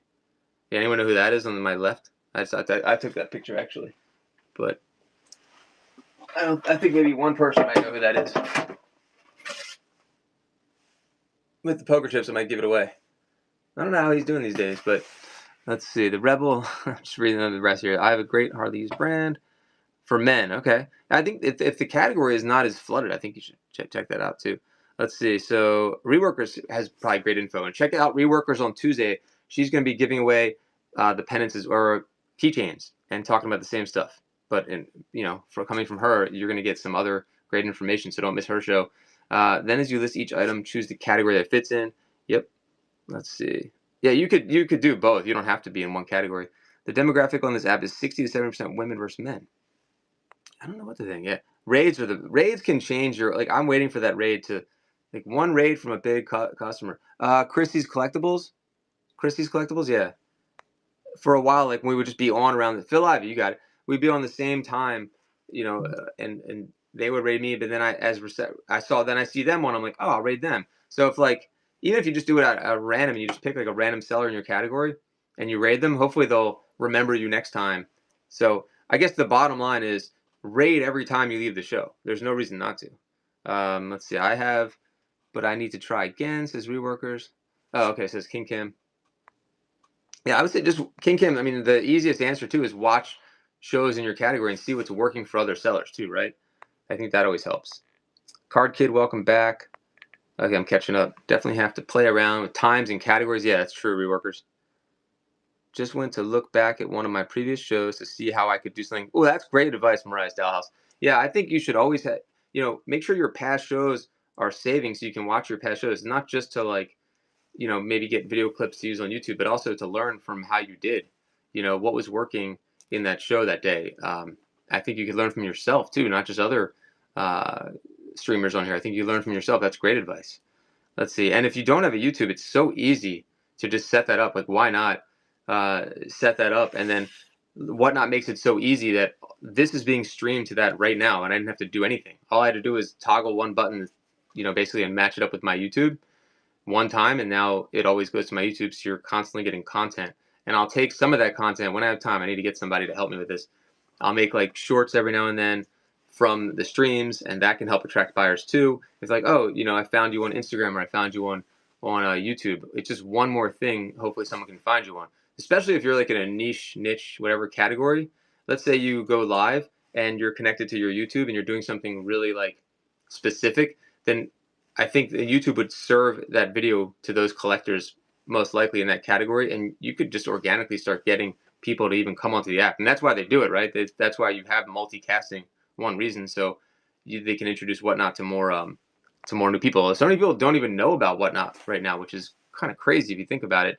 Like the majority of collectors have no idea what it is, or they have the wrong impression of Whatnot because of like Reddit reviews and bullshit, posts out there where people just think it's scam or nonsense. They don't realize, because that's the problem with the few bad apples, obviously, on the app are gonna, give that impression. But really, every category is different. Every seller is different. You have to decide for yourself, not just a blanket statement. It's kind of ridiculous. Yeah, I don't know why I guess it's got a bad rep because some of the bad things that happen, right, become like the focus of when you think about it. I wonder what other people's thoughts are on it, but a lot of people don't even know what it is. But does it have a bad rep? I guess to some communities it does. I don't look at it that way at all. But again, I look at it from a different perspective than somebody else. Like I look at it from, like, let's say from this perspective, as a business owner, or if I were talking to someone who owns a brick and mortar, right? It blows my mind that someone that owns a brick and mortar collectible shop, like comics, action figures, or a thrift store, is not on here. Like that is a huge mistake. Like I've seen a few people, like what's it, Talzer? He owns like an antique store or whatever. You know how much downtime is probably on a brick and mortar in his small town where I forgot where he is. Like he has this huge reach anytime he turns his phone on. Wow, and he has a huge store of inventory. It's like, how could you not sell on here? I don't care what the rep is. It makes no sense. And there's nothing better than being able to sell that quickly. Whereas you have to have people come in your store and you got employees. And I mean, he can literally just shut his store down and probably make more revenue. That's my guess, coming on here. I've tried telling brick and mortar stores to join. They don't listen. I know, because they don't get it. I feel like a lot of people don't get it, and they're very closed off about change in general, especially like, and maybe it's other communities too, but action figure community for some reason is like that too. Maybe it's because it's all Gen Xers and baby boomers that we don't, maybe it's the younger generations are more open to it. That's a general statement, obviously, because it's not everyone. I'm 46, and there's sellers on here, tons of sellers on here that are in their 50s and 60s, maybe even 70s. I've tried low start, but being new, I don't have enough buyers. I have decided to simply run what I want it for. That's good. Oh my goodness, you got to do what you got to do at that point. But again, it depends what your goals are. It depends what you're selling and how much money you have into that product. Are you full? Are you time? Are you part time with it? Pokemon card breaks gave it a bad rap. That's one thing that did do not diecast your do not diecast. That definitely didn't help. There was some controversial stuff that happened in the sports card categories, but there was that big thing that happened in Pokemon. You're right, with that former NFL player that killed it. Right, that like killed all the fun games too that we used to do. I've tried telling. Yeah, exactly. But I think you can just put your blinders on it. You don't have to worry because there's so many good people on the app. There's so many good sellers and buyers. Who gives a shit about some, one category with a couple scammers? There's nothing to do with you. Like, you don't have to know what Pokemon even is to sell it. Who cares? Like, Pokemon has nothing to do with someone who's selling, you know, food or selling action figures. Really, I watched a lot with hosts smoking, vaping. I didn't think that was allowed. That's a good question. I have to look at the terms. Plus, I wouldn't want to buy. Yeah, so that's what I mean. That's the power of changing the channel at that point, Z Dunlap. That's a bad mistake by a seller to that's unprofessional is the easiest way to say it. But maybe there are buyers out there that can relate to that. And I try to look at everything from every perspective and not just my bias. And I feel like I've gotten a lot, as I've gotten older or whatever, I start to kind of understand people more and not just judge. I just rather just not even, it's just a waste of my space in my brain to even do that. Like, you're right. Like, from a professional standpoint, that seems like black and white. Like, how could you do that on a stream or do something inappropriate on a stream? You're right. But who knows if it's working for them? I don't know. I wouldn't recommend it, but that just means they won't be getting customers and they'll probably be out of business soon anyway, right? So if you're doing the wrong things, I think that the right people should rise to the top. There's all those scammers out there that we're probably all upset about. Like, how are they still on here? I think one got kicked off recently. It was a big seller. I don't know all the stories about her, so I don't even want to talk about it. But people kept calling her a scammer and whatnot, kicked her off. No one answers to. There's no one answer. That's true. I'm in my 50s. I think anyone can sell on here if they want, says ML. I agree with you. I'm always impressed with people that sell on here that are that are, let's say, baby boomer generation or older Gen Xers. I'm always like amazed by that because I think I'm old for this app in a way like that. Like, but it depends on the category. So maybe not. So I'm kind of like contradicting myself. Let's see. Marais, I don't want any of the stuff smelling. Oh yeah, that's one of the worst things. I mean, I'm about smelling like stuff. Like, that's like the big thing I've talked about in the past for some of my other Q&A shows is about how you represent your brand and your packages. Like, I don't even use bubble wrap. Like, if I get bubble wrap from someone and it just has a musty odor, I'm not reusing that. Even though I like to be thrifty with reusing products and boxes, I don't want that to be who I represent. That's not me. I don't. Cigarette smokes is obviously like the number one. Like, are you kidding me? Like, if you send out stuff that smells like smoke, you should not be selling things. Let's see. I didn't need that. What a good name. When I sell, I have on average 8 to 10 people in my room selling quality items starting at $1. I get a beating. Then I look at others selling Timo. Yeah, that can be very discouraging what you're saying. I didn't need that. What are you selling, by the way? We talked about this earlier, actually. Someone asked me about starting doing dollar sales, and it may not work for you. It obviously doesn't work for you when you have 8 to 10, but I got discouraged the other day. I had like 8 to 10 in the room, and then I had a couple really good buyers, and I was like, why are you worried about how many are in the room? Like, you have someone, literally, it's like having someone in my store, and I'm walking around the shop and I'm saying, well, here's this ephemera, or here's this collection of Life magazines, and they're buying everything. So if I could lock the store up and close it and just sell to them, that's great. I mean, you'd rather have more in your room, but if you can remember it that way, like, I think you'll feel a little better about it. But you don't have to do dollar starts. You got to do what you're comfortable with and what makes sense for your show. You're not a person that has 150 people in the room, selling PSA slabs and knowing that there's collectors that are going to bid it up immediately, right? The Temu product thing, I've heard that too. I don't really know much about that, but you're saying basically they're selling cheap trash for more than it should cost if I were to go buy it myself, I think you're saying. And that definitely feels unfair. And those buyers will go away, and that person will not continue to run a business, in my opinion. I mean, most likely. Why is it an issue to have a buyer's giveaway outside of Whatnot system? I'd have to look. The terms and conditions always change, so I don't know the answer to that specifically. I think someone else is probably going to answer it. You're saying like running a giveaway, like making your own buyer's giveaway. I mean, that's a good question. Like making your own little wheel spin for people that bought. That way, they're the only ones that can win. I don't know. I think it's an incentive-based thing to get people. Is what it used to be able to do that. It would be called like a bounty almost. Oh, she's the queen. They wait till she sold 150K. Oh, okay.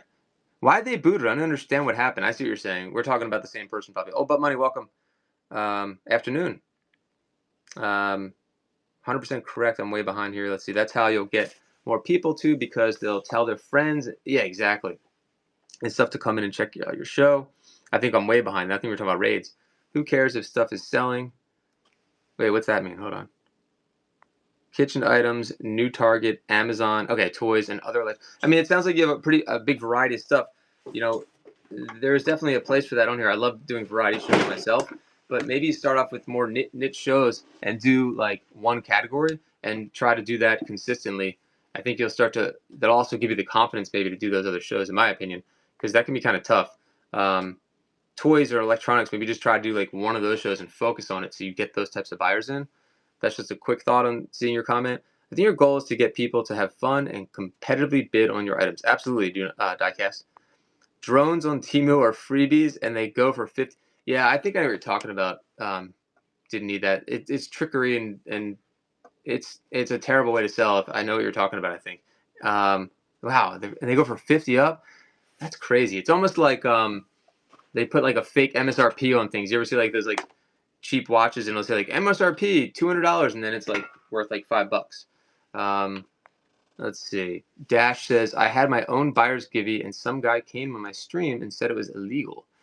And that then message you after. I mean, I don't know why someone's unless they're just trying to help you out. I don't get that.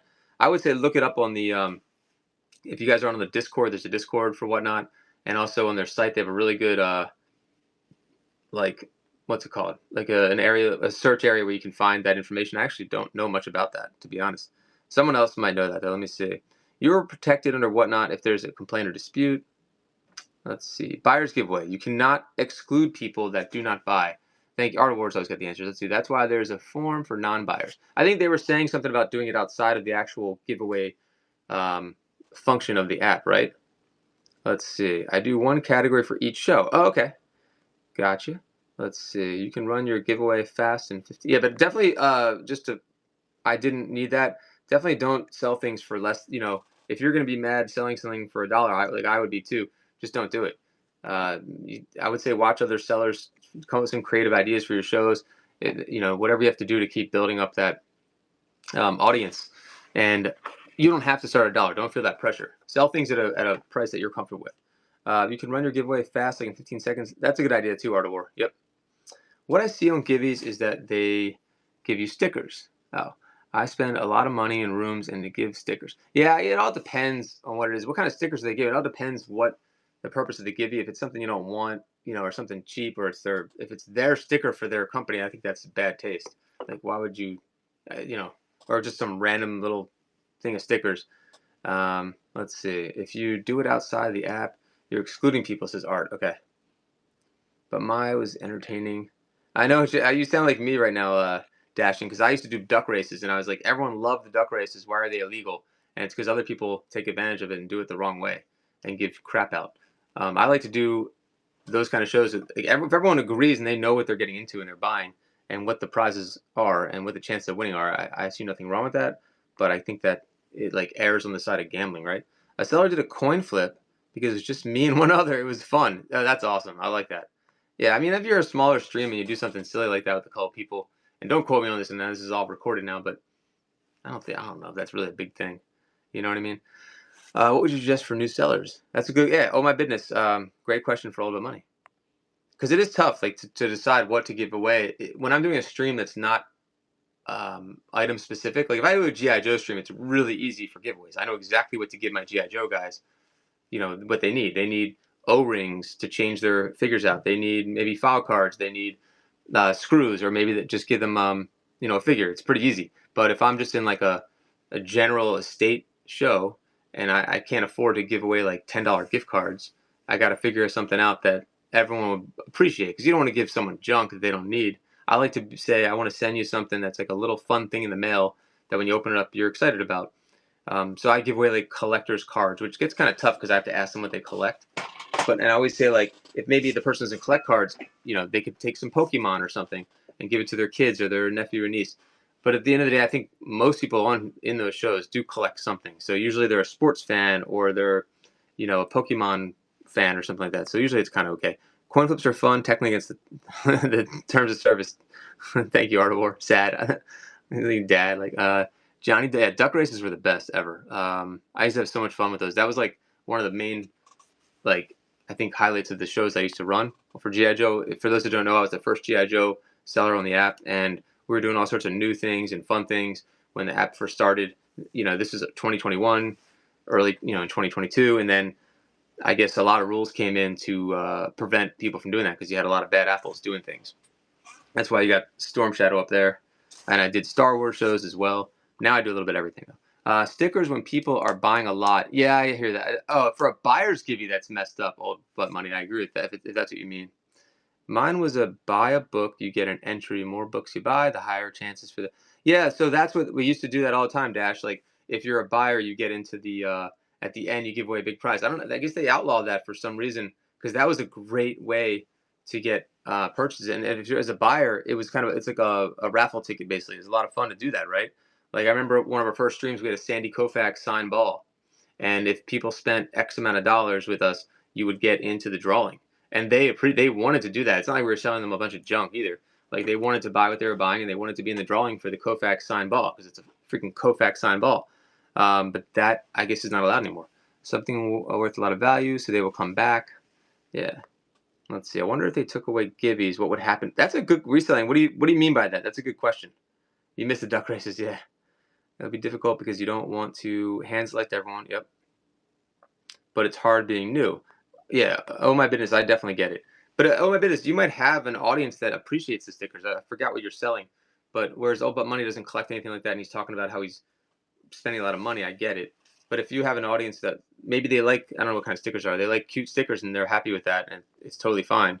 It's all about who your audience is, right? There's a way to too many people hanging around and just jumping from stream to stream, picking up free stuff. Oh, there's way too many Gibby Goblins. I got you. Let's see. Knowing what to send then can be less expensive. Yeah. Oh my goodness, you're right. I always do electronics or something for buyer appreciation. They all outlawed because of cheapos complaining. Yeah, when people complain about giveaways, that's a whole other story. We're not going to get into that because this is supposed to be about attracting buyers. But I think has that kind of stopped now? I think you can respond to. Did they stop doing giveaway? What's it called? I think they did, right? Or maybe not. That's a good King. I thought about that too. I thought about doing that. The dollar lottery tickets for a giveaway. I think that's an awesome giveaway, right? I don't know. That's a great question. Anyone know the answer to that one? Taking giveaways away would keep the cheapos. Let's see. I think most of the big shows wouldn't be bigger without the tens of thousands that are donated through sponsorships. Reselling, you're right. It would change things a lot. You're right about that. That's a good point.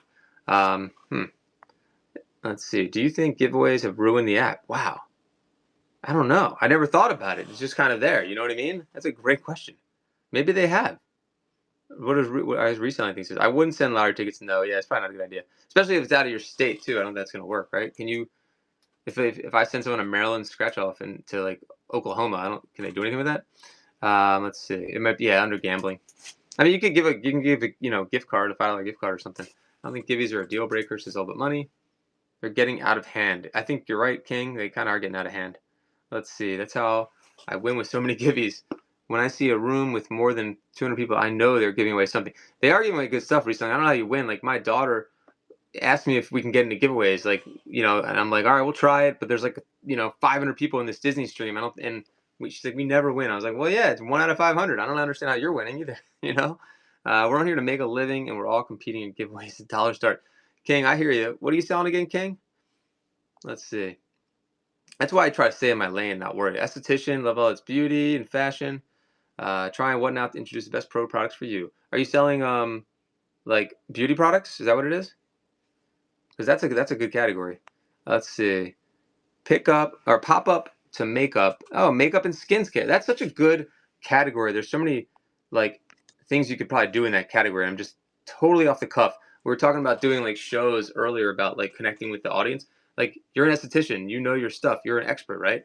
So who people want to buy from an expert. Maybe you've already thought about this, but why not do some sort of makeup tip show or something, or show them how to do the newest trend or whatever it is. And if I'm telling you things you already know, sorry, but that could help, right?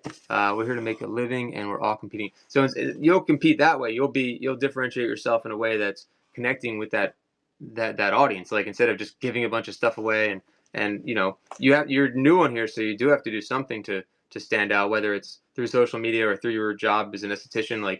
Tell people that you're meeting in real life, or through your network. that you're on Whatnot, and hey, come get some deals. You know, I don't know much about makeup or whattever you're doing, but I think that there's definitely a lot of opportunity. I don't and can't purchase palettes. Professional products. Thought all that just need to start slow. Yeah, so the professional products, I think that means when you say you can't buy pallets, is that like a financial thing or more like the products you want don't come on pallets and they're like, what's that store called? I know a little bit about it. I try to know a little bit about everything, and I think for that, was it like Prof? What's that place called? Prof something? Oh man, you know what I'm talking about. Obviously, it's a store where they sell to. You have to have a license and you can buy stuff cheaper. Cosmoprof, something like that. Is that how you would get inventory? Because that's like the higher end stuff, right? Versus like a pallet of like stuff that's Cosmoprof, yeah. Versus the stuff that's like expiring from like Marshalls or something like that. I think it sounds like you want to do higher end things. I'm getting off on a tangent again, but I have done the surprise set with the bags only, but had people put bad reviews, not winning. Oh, see, that's messed up. The tote bag. They should know what they're getting into, and you followed the rules too. That is tough. I mean, you got to respond. You probably need to respond to those. That's really unfair. Like that's just people being sore losers at that point. If I'm understanding you, I haven't tried the surprise set thing yet, but I saw someone else doing it. It looked kind of cool with that using the surprise thing. But that's kind of unfair. Like that's part of. I think that's part of doing shows like that. And certain categories, I feel like, are more apt, unfortunately, to get bad reviews. Like shoe category, card category. I think people get really upset versus some of the other categories, in my opinion, at least. Because you told them what they could win, right? You told them the range. I don't know, the tote bag versus the Loungefly, and if you can't, everyone can't win the top prize, so that's why I try to explain. But they're used to dollar starts. Interesting. Yeah, you can't do that. Don't listen to the chat about that. That could be people just trying to take advantage and pop around. If they're reasonable buyers, they should understand that you can't do dollar starts. That doesn't make any sense. For your category, it makes no sense. And for your audience, if you only have 8 to 10 people in there, it makes 0 sense because then you'll lose money. What's the point of even being on here? You're a full-time or part-time esthetician. You have better things to do with your time than just giving products away. So that's why like these questions are great, but they're so specific to the person that I'm speaking with. I feel like you can't give a blanket answer to someone like King. Hey, thanks, Peace. Appreciate you. Someone like King versus Disney Magical Treasures, totally different show, totally different audience, versus Art of War versus Reselling Everything. I literally could have a different conversation with all 4 of you, and we would come up with things that are completely different and right for one seller and way wrong for another seller, right? Disney says it works great, and they know what they're having a chance at getting. Yeah, I find that really sad that and I've seen those Disney shows. I know what you're talking about. Like you have in the background, everyone seems to have the same type of setup. You have the rack in the background, right? And you have all the Loungeflies and the totes, and everyone knows what they're in for. And I think that's the best way to do it. And you did everything right, so that's a shame. I'd reach out to Whatnot about those bad reviews. I think it's unfair to get dinged for that because your rating is important, and you look like a newer seller because I didn't see a lot of reviews. So it sounds like you're doing everything right and you're doing everything with integrity and transparency. So to have someone who's like you that's honest and getting dinged, that gets me upset too. Like that's unfair because there's so many charlatans and scumbags on the app that are tricking people and doing all these things, and you're not one of them. So I feel for you. I can still sell more Labubus than anything else. Wait, what's is Labubus? Labubus? There's competition. Can't forget there is competition. I try to not focus on Labubu's. What's Labubu's? I try to not focus on anyone else, like, because I think that can really mess you up. Because I've done that before. Pop Mart? I don't know any of this. I guess I'm always learning new stuff here. Labubu's. Pop Art? Labubu's? Am I gonna go to a bad website now because I typed in Labubu? Oh no, Labubu. I got it. The monsters. They look like Munchie Cheese meet Funko Pops meet. What are these guys? Like, what? Then sell the Labubus. What is this? Oh, Pop Mart Labubu. All right, I'm gonna start selling Labubus now. Mariah, is that your thing? That you do sell these Labubus? I'm probably saying it really wrong too. A Labubu. It's a brand of plush toys created by Hong Kong designer. Is this like a Temu thing or this is good, right? Never heard of them either. Okay. Oh, okay. The word is hilarious. I know, right? Here, I would show it. It's Labubu. Labubu back. It's like a tongue twister.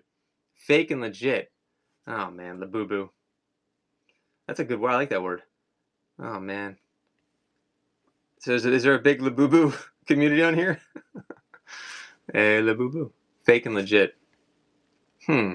You got to be ahead of the stuff though, knowing that. Like if I knew about like Loungefly bags, I had no idea about those. Those things blew up. I was collecting them, and I figure sell them too. Exactly. Yeah. That's I always see like collectors on here that it's part time ones that can sell. Like that's the best person to sell it, and the worst also. The best because you know your product and you can relate to your customer. The worst because you might want to keep everything, and then you might feel really bad if you sell something like way under the money because you're like, damn, I would have kept that for that. So having that I have no, I don't have that attachment. Luckily, so I'm not saying anything wrong with anyone having that attachment. Somehow I shed that over the years. Like I used to keep all my stuff, and I was like, I'm not getting rid of my stuff. And then doing this actually made me realize like I shouldn't even say this is like anti-collector speak. I don't need all this stuff. I can part with it. Like I've sold almost all my childhood stuff on here, which is kind of sad, but at the same time, like it's okay. Like I've kept some things, gave to my son. It's actually kind of part of the fun because I know someone else will appreciate it more than me just keeping it in a tote, like and saying one day, "Oh, I kept my Super Mario Brothers. Cool, okay," and that's it. I have it. Like someone else will really appreciate it. Yeah. Um, like it's fun to say like I still have that, but that's really as far as it goes for me. It brings out the kid in you, sure. And then I thought there's so many things out there. Like if I one day decide I want to get those GI Joes back, I know I can get them because I always have. So I'm not worried. Like it wasn't my GI Joe that was so important. It was like the GI Joe. So Barbie doll collection, yeah, it's tough. Oh, you need to let go of it. I think people should keep some stuff. I think it's sad if it's important to you. Like sometimes you watch those like the hoarder shows, and I'm like, can't they just get rid of like all the trash, but keep some of the cool stuff? Like that's okay, right? But they're like, get rid of everything, and I'm like, I mean, they could keep that mug, couldn't they? Like that's okay. They can keep as long as they get rid of the rat poop. You know, that's number one. Don't worry about like, yeah, you know what I mean. Yeah, you probably can seek all your Barbies on here. Exactly. So that's what I see a lot of people doing. I love when people come on and say, like, I'm trying to recapture my childhood memories and collection, and that's always awesome. Like to have people come on and say that. And that happened during the pandemic. That's how, all this stuff blew up, in my opinion. Not that it wasn't happening before, but I think more people came out of the woodwork during that time and started to be nostalgic, right? So, especially like Gen X and maybe whatever the millennials, I guess. Pokemon blew up, I think, during that time. Sports cards blew up more than ever. Everything blew up then. I think people kind of slowed down and were like looking at things and had time. And I think a lot more collectors came out of that. Coin shows fake take a lot of money from those that don't know the. Well, that's interesting. I feel yeah, that's interesting. Yeah, yeah. I mean, that's why I try not to watch any of that stuff because I've caught myself doing that. I didn't need that, and I'll watch a few shows and I'm like, and I always want to scream out. I'm not going to be one of those people that goes on chat and says, "No, that's not worth this much money. Don't do that." Because you're jealous of that seller because they're getting that money for it. And either the seller knows it and they've misrepresented the product, or hey, thank you for the raid, or they're not misrepresenting it. They just don't know, and then it's just they're getting lucky. Like that happens the most. Like some of the bigger sellers just get super lucky. They don't even know what they have, and they also can get unlucky too. So we can't get too mad. Like I've seen people put stuff up and they don't know what value it has, and if there's not the right buyers in there or they don't recognize what it is, I've heard great stories on here. People get insane steals on here, right? That's why you always, if you're a seller, if you're a Wonder Why, you always get people coming in your room asking for Pokemon and Magic the Gathering nonstop. It's because they're looking to not steal, they're looking to get a good deal, obviously. Like for someone that doesn't sell that stuff normally, and like, yeah, I have a box of Pokemon, here you go, whatever. That's how auctions work, like Art of War said, right? Some go high, some go low. So you just gotta like, it's easy to get stuck in your head and pay attention to other people. I know we're way off topic here, but I think there's no good that can come out of that. You know what I mean? They just came out with figurine icon Barbies, and yeah, all this new stuff continuously coming out helps sellers too because it keeps people in the hobby, right? I mean, that's why they do it, I guess, and also people demand it. They can always use it as well as fast as they got it. Yeah, that's how auctions work. All right, let me see it catch up. You're scared to look? Oh, I don't know. I missed that part. Okay. I did pick up a Roblox set for $6 to put in my toy show and sold for, wow, 150 on eBay. That's a great story. Exactly. That person probably had no clue. I'm trying to think of if I've done that on here. Not very often. I've done it at real like live auctions, like around here like in Baltimore and stuff. But let's see. Just popped in. Oh, hey, I'm getting my wife into Whatnot since we had a kid. I want to give her a job. Oh, wow. Okay. Moose Moss. All right. Let me see. Um, well, I mean, is she into reselling, first of all? And is she comfortable speaking and being on camera, I guess, before we just, throw her into I want to get her. She just had a kid, and I want to give her more to do. I guess when they're taking a nap or something, right? These new kids definitely love Roblox. Yeah, I mean, yeah, that's amazing that you. Hey, what's up, Peter Pan? Um, Advice. I mean, I guess the first question is always what are they going to sell? Would be a big question there because the type of advice would be way different depending on what they're selling, and if she appreciates doing it. Just started eBay a month ago. 600. That's amazing for in a month. So you're gonna see a big difference. You can do 600 in in 3 hours on here if you're doing it right, right? Even though I know on eBay 600 when you just started a month is extraordinarily good, right? Nostalgic toys, games, cards, etc.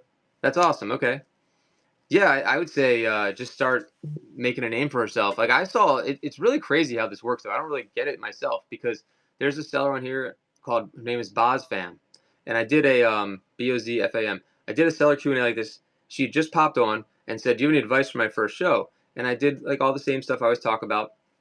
She did her first show. She sold 100 items, and this is not, I'm not attributing it to me whatsoever. She had sold 100 items, had like 30, 40 people in the room. Thanks for reselling. I'm like, how did you? I asked her how the hell she did that. I don't even know how she did that. Then she did her second show, 100 items. So 40 item, whatever, 40 people in the show again for her second show. So that blows my mind. Like, so like your wife could go on here and maybe have a similar, jump off like Bozfam, or she could go on here and have 3 people and struggle. So it's hard for me to say. Start with good inventory, have fun with it, no pressure, I guess, to start and see if she can start connecting with other other people in the community. It's just hit or miss with time. Yeah, exactly. Timing is everything, and I have like a million stories for that. Maybe it's not so unique, but like yesterday, like I could run like really good stuff and no one's here to buy it, or I could run stuff that I think is never going to sell and I get 2 people bidding against each other for it. It blows my mind how that happens. So yesterday was the craziest show when it came to that. I sold some Serta sheep, like these little sheep dolls that I know. I did not expect for that to happen. Um, they're Serta stuffed animal sheep. I don't know if the person's here that bought them. And I gave them a really good deal on it. Like I had people bidding against each other for Beanie Babies, whereas sometimes I could run Beanie Babies and no one cares. So the timing, I don't want to get off topic, but let her start off doing it. She can pick her own time. If you just had a baby, like she can just find the time when they're napping or whatever to just fill in those gaps. Not that there's a new mom, I'm sure there's no downtime ever. I had 3 kids, so I understand that. But she'll, if she's motivated to do it, instead of spending that time on eBay listing, if she's doing that, have her go on Whatnot for an hour and test the waters. You know what I'm saying? And see, have her start building the store on Whatnot, I would say. And then she'll start building inventory on here. And then when you go live, it's easier to clone items from your last show, bring in inventory from your store, and then all of a sudden you have, you have a live auction constantly that you're running and not even to start over. Just hit or miss with time, crowd, and product. Yeah, it really is. I had one time. Here's a good one too. Last story time. I wasn't doing sports cards. I was doing like storage unit stuff, whatever, like the general category. And somebody saw in my store that I had an Aaron Judge on card auto rookie in the store. I didn't even talk about it. It wasn't a sports card show, and I was literally wrapping up the show. I was about to leave, and they said, "Hey, can I make you an offer on it?" So you never know is the whole point of the story, and I sold that. So you can go into it thinking all these things and never know who's going to pop into your store at any time. That could change the whole trajectory of the show for one, or they could buy something you didn't expect to sell that day. People don't become successful on here by accident. It's a lot of work. That's true. Has been for you at least, but very worth it. It's a lot. It's consistency is always the go-to answer on here. Any good structure for shipping people, run it all kinds of ways. Trying to understand it's calculated like eBay or flat rate. You could choose. That's the cool thing. You could choose a flat rate for your customers. I think a lot of people like that. Again, it depends what they're selling. People like that pay one time and then they'll build their box. I see the value in that. As a seller, I think you might end up getting dinged at the end if you have to change the and correct me if I'm wrong on this, Art, or anybody else. If you have to change the dimensions of a box, you might end up paying above what the flat rate was. And I let them just pay for shipping and build their box that way. And Whatnot has such good rates, and once you keep buying more than one thing, you get free shipping anyway. So I kind of like that.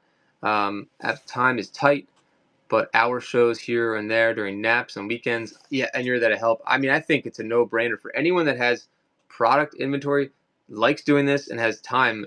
You should be selling live.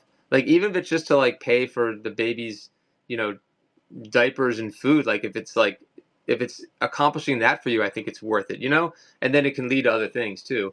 You sell very specific items, super niche. Art of War does. Yeah, that is hard. Art of War does very niche stuff. Oh, we're caught up. Okay. It really depends what you're selling, but it sounded like Moose had some pretty general things that people like. Nostalgic toys are really great on here. If you can get in certain communities, are really great, like Star Wars, GI Joe community, Lego, Garbage Pail Kids. I'm sure I'm leaving some out, but I found, and I didn't know anything about the collector community before coming on here, that all the people I've encountered are just really, really nice, quality, kind people, like good people in those categories. So they'll support you in what you're doing, and your wife. And I think your wife, if she connects with other young moms too, or not even young moms, I mean, any females have that way of connecting anyway, and they'll be like excited that, hey, you're a new mom and you're selling. She'll probably find other people in the same boat, and they could probably start working together. She could do like a new mom raid train or something like that. Like, you know, show your. And I don't know how comfortable I'll be on camera, but there's probably a lot of things that could be done with that type of category, where those moms could really relate, and then they'll start supporting each other. So I think your wife going on could be a natural win right now. Your story sounds good, and if you have good product, and you guys, if you go on together, I think that's huge too. I know a lot of people do that. I'm always impressed by couples, or that go on together. I think that's a positive too for attracting buyers. I didn't even expect to talk about that, but I think that's huge. With niche, I've had to educate and grow the buyer base as it challenges of international competition. Very interesting. She hates selling clothes, and we know people who don't know toys, which made for a great relationship. Oh yeah, yeah. We know people who don't know toys. So yeah, I mean, if you can get good inventory for that, it sounds like she can relate. Also, maybe you start to go off into the categories of baby toys and things like that for new moms, or baby clothes, if you can do that stuff, because your kid's gonna, before you know it, once it's your first kid, they're gonna outgrow everything, and you know how it is out there. And once you get into those little worlds of like those communities, all of a sudden you're seeing all this free stuff anyway that could be inventory too, right? Like people are giving away stuff that has a lot of value in some of those groups. International shouldn't be an issue with a huge difference in shipping prices. Yeah, that's true. But yeah, I think bottom line on Moose, she should try it out. Why not, right? Oh, there you go. And find other sellers like that. Look at that. A class. Oh, wow. There you go. Yeah, check out D Archivist also does these shows and probably much more. So check them out. Go to Springer Collectibles on YouTube. I have a lot of these Q&A shows. The link that I put in before has a lot of the other people that do these shows in it. So definitely check them out too. Let's see. 7 months growing out of 12 months close. Oh my gosh. Yeah, exactly. It is. I always said, like, we have 3 kids. I was like, don't spend. It's just my opinion. Like, there's no point in like the kids will look cute no matter what you put them in. Old Navy or or whatever high end brand. Like, to me, they look cute. They're gonna spit up on it anyway and move on. We got a lot of free clothes from friends, which is amazing because we all have better things to spend money on, in my opinion. Anyway, not being like cold about it. Like my kids, I thought were adorable when they wore this stuff, and now, and then you have to end up giving it away, and you can help someone else with it. It just that's not as important. I think material things, the older I've gotten, the less and less material things have any importance to me at all. Like, that's my opinion though. So a lot of people get caught up in that. When you're younger, you get stuck in like that whole like status kind of look thing and all that, and what you wear and all that kind of stuff. And I don't know. I'm wearing a free hat from Uline, no watch. I've had this shirt for probably 10 years, and this thing I wear too much every day. I'm not saying do that. Don't be me. But I could do better. But I just looking back at all the stuff I used to buy, and at a point, I feel like it was kind of just pointless for me. I'd rather, use that money on my kids or something like that, or for building my business. But I'm getting way off topic here. But yeah, have her try it out, and I think you guys will do great. Obviously, they're always giving away good stuff. Exactly. I'm always like kind of like I want to like shut my mouth because that's all I look at when I go places. I'm like, oh, you're giving away all those toys. What are you doing? You don't know what you could get on the market for those. Don't give away those Paw Patrol or whatever it is. Like, I saw someone brought if 80s toys. Like, that's how your brain works. When you start doing something, you just notice everything, right? Oh wait, oh my gosh, that is me so much. That is important as everything. Oh wait, what was? I don't even know what I said. As far as like not caring about like brands and all that, material things are not as important. Yeah, like I drive a minivan now. I'm just gonna sound, no matter what I say, this is gonna sound terrible. Like, I used to drive a BMW, and I of course I want to drive a BMW again, but I don't care. Honestly, I really don't care now. And I used to not understand when I was younger, like how do you not want a B? How are you driving, you know, that car? Like, I could care less now. Like, at all. Like, it's just not worth it. And like, I can't explain it. Or like, clothing is the biggest one for me though. Clothing makes that's just wild to me. Unless you have money to burn, it makes no sense to me about clothing, um, and cars and stuff like that. It's just not important to me. But you were saying, let's see, oh yeah, true people always give, yeah, they give good stuff away. So I was at the pool, and all of a sudden I look down, and there's like a car from 1985. I don't know who brings this. It's like a Mask car, like from the show Mask, and it's like $100 toy sitting at the pool, and I'm like, no, like, what are you doing with that? Like, that should be sold. A collector. That belongs in a museum, and they're playing with it in the pool. So I look around my house and see everything that I can sell and make money towards my bills. I love it, Deb. So exactly, you're like, do I need that shirt anymore? Nah, I'm gonna sell it. Yeah, I totally agree with you, Deb. That's how I look at everything now. I'm like, don't give that away. Like, someone collects it or they'll buy it. It's inventory. Is how I look at it now, right? Age has a lot to do with it, American. That's interesting. I drive a 300,000 miles 1999 Honda Civic because it cost me 40 a week in gas. Nice, as long as it keeps it gets you from A to B. We sound like our parents. Like, that's how I used to not believe, like, my friends' parents would say that to them, and I'm like, yeah, A to B bullshit. Like, get them a cool car. Check out Star Wars cards. Wait, what do you mean? Let's see. Yeah, it is fun. If you're selling on here, it probably is fun, or on eBay, to find things that you don't need that you can sell. That's usually how it starts for people too, when they're selling in general. The way it started for me was, well, one thing was selling, like, when I went on Whatnot at first. I was doing card breaks and things like that in sports memorabilia. We were on really early. I was trying to find my Springer Cards logo, but we were on a Springer Cards, and then Whatnot was expanding. There's only like 4 categories then, or 6 categories then, and action figures came out. And then I just took all my stuff from my childhood and I just made an action figure show, and that's how I started. It was like an accident. And then I realized, oh my god, people like really like this stuff, and they collect it. And they're asking for more, and they kept coming back. And I bought my first, besides selling my own GI Joes, I bought my first lot of GI Joes, like, in the wild, that I knew I could resell on here. And I started to build an audience, of GI Joe collectors. And before I then, this is really early though, guys. So don't necessarily, this is not necessarily going to work for you. Then Whatnot reached out to me to ask if I could sell action figures all the time, because it was a new category, and they were super supportive in starting me off and selling action figures. So I became like the first GI Joe seller by mistake, and then all the GI Joe community came out of the woodwork to come on and started to buy from me, watch the shows, and I did that with Star Wars a little bit. But GI Joe, I was doing shows literally every night at 10 p.m. People could like set their schedules on it. Like, I was dedicated to that time, no matter what was going on. I was doing that. That was during the pandemic too. It was a little easier for me to have that control, because we were all, home and stuff. But that actually that was like the groundwork that I built to lead me to now, which I'm hustling way harder now, I feel like, than I was then, kind of ironically.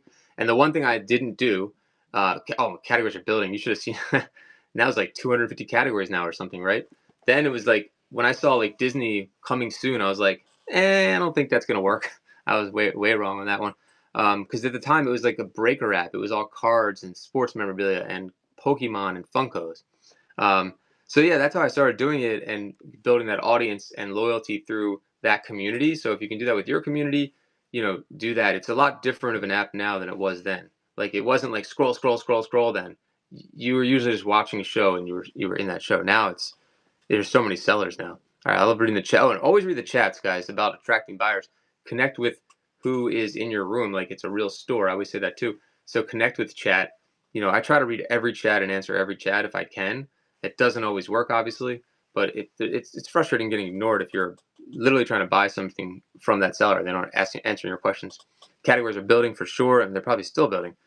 I bought 3 boxes of cards from Whatnot. Had about 500 Star Wars cards. Oh, sweet. Value for this estimated at 4,000. Be careful with the value on. Well, how many cards? 500.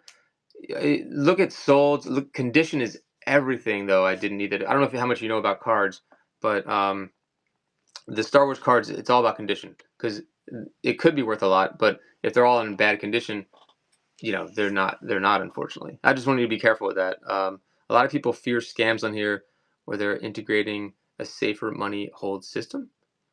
I haven't heard of any issues like that happening, Moose. I think actually that's one of the attractive things about being on here for sellers, especially, and buyers, is the whole transaction system. I think that's what separated this app in the first place. because there were things like this that existed before, right? Like you could sell through Facebook Live and things like that. But I know like sellers, like collectors, let's say GI Joe is always my example. They would sell and they have to chase people down for the money.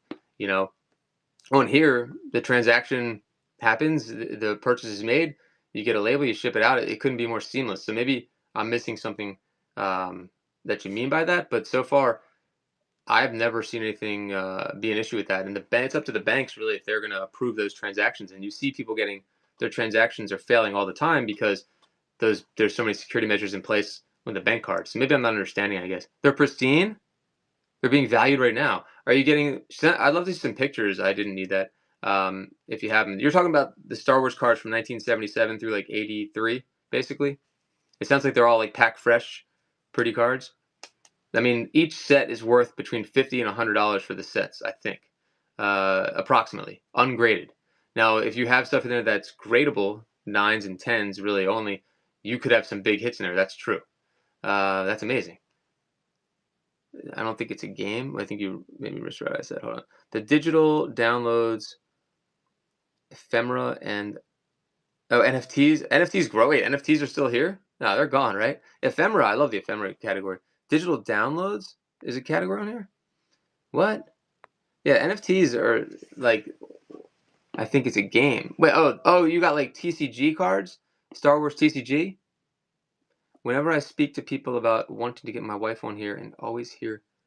Yeah, that's what I talked about before, Moose, about people talking about scams. And there's such a bad rep about the app that's just not true at all. There are scammers on here, like sellers that suck, right? That are not honest, but there's no like scam about being on Whatnot that I understand. You know what I mean? Oh, Gary V's on here pushing. No, he's not. I love Gary V too. Ooh, another raid. Thank you. Whoa, shit. Damn, was that the Toy Man? Now I need to start selling now. Darn it. Should I sell now, guys? Should we go right into a selling show? Am I ready for that? The Toy Man, thank you. The Toy Man and I go way back on G.I. Joe's, guys. At least just do it. What do you guys think? Is that like out of integrity to sell in a community show? Or maybe that's good. I can be like, this is how you sell things. But when I start selling, you guys are gonna be like, this is not what you're supposed to do. Rating your face. Hey, McClunky. All the G.I. Joe. I've been talking about G.I. Joe, and here come all the G.I. Joe guys. You see? This is what I'm talking about. The loyalty. Thank you to Toy Man. They still come in sometimes. If it wasn't for them, a lot of the times, honestly, in the other categories, they help support the channel and sales because they come back and buy other things too, guys. I have to add. I can add everything in my bin. Let's see. I have a bad bin right now. PBD Cash. I tell you guys what to do, but I don't do what Donnie Don't does. Let me see. Let me go to the store and see what I can put in. Or we can just look at some stuff and run some stuff. And while I do it, we can talk about like we can talk about stuff. So it's like a kind of the same thing, like my strategies and stuff like that. How do I clone? I'm gonna okay. I can say right now. I'm going to clone items if you're a new seller, right? You go to the ... You go to clone items. My last show was yesterday, so I'm gonna go to. I'm gonna go to yesterday's date, and I'm gonna go to. It was called Consignment Cleanout, Unboxing for Deals. All right, and then I'm selecting all the items because they're still available. Clone. It's cloning 100. If you're a new seller, this is interesting to you, I hope. It's cloning 138 items, and they're already in my store now, just like that, done. Wasn't that fast? Did I stop selling Joe's? Not necessarily stop. I just haven't focused on that like I was. It was only Joe's strictly for a while and action figures. You got it, King. Thank you. Good luck, guys. You can always DM me. I'd love to hear how you guys do, like in a follow-up, like a Moose. I'd love to hear how your wife does. They now have it where you can go to individual listing and add it to whatever shows you want. That sounds... Oh, hey, McClunky. Pop-up shows and add... Wait, maybe I'm not understanding what you guys mean. Let me see. Did I miss anything? American Honey. Switch categories while live? I got you, American Honey. You're right. But I think I'm in every category right now. I don't think... Cloning. Oh, cloning's been around forever. Yeah. You can bring inventory in. I just did the cloning. What else can we do? We can add coupons. I had to add giveaways, though, too. And we could look at a few things. You guys want to look at a few things? I've been talking for like... How long? 2 hours now. Shit, I need to probably eat something. All right, hold on. Let me see. Whoa. Let me flip it. Yeah, and reverse it. Yeah, flip it down. Yeah. I'm sure. Let's see. I need to get. There's a Cornstein T-shirt. This is actually one of the best. Actually, I'm gonna be honest. I got this on Whatnot a long time ago, and this is one of the things I talked about, how like holding on to something too long that you should just sell. But I guess this doesn't fall into that category because I think that it would be stupid to just kind of give this one away. But I definitely could have sold this way cheaper and just moved on from it. It is good clickbait though, in a way. It's just if it was a different band, that I found someone didn't know what they had and they sold it pretty cheap. And I was surprised there was not a lot of people in the room. This is a long time ago. So sometimes you can find good deals like that. It's not like Korn is like Nirvana or Pearl Jam, to most people. So, and 90s t-shirts too are crazy, crazy overpriced and expensive. Let me see. Let me go to another room here. Let's see. Oh, you saw that? Let's see. Run the Alley Viper. Oh yeah, let's run the Alley Viper. You're right. The Philly Wizard Con. Yeah, I did sell that one. That's another. Oh, and I bought that at the same time. It's funny you mentioned that. I did sell it. I can't remember. I think I sold it for like $25 at the end of the day or something. And I still have an Aerosmith signed shirt too from that lot. But let's see. Let me get this Alley Viper up here. We'll just throw him up here. Run the Alley Viper. Do I have anything in here? I need better light. See, my lighting's not set up. I probably shouldn't. I don't know why I feel so weird about selling like during one of these shows. I got enough Joe guys in here. I can start them at 5, right? So that's what we're talking about, starting at dollars. You got all the red lasers. I think you got them all. We're at 5. So like, if I'm at a GI Joe show, right, and they're all GI Joe collectors in there, I'm not scared to start them at $1, $2, $3, $4, $5 for the most part, right? You might have to do certain items. You still might have to do a reserve price, right?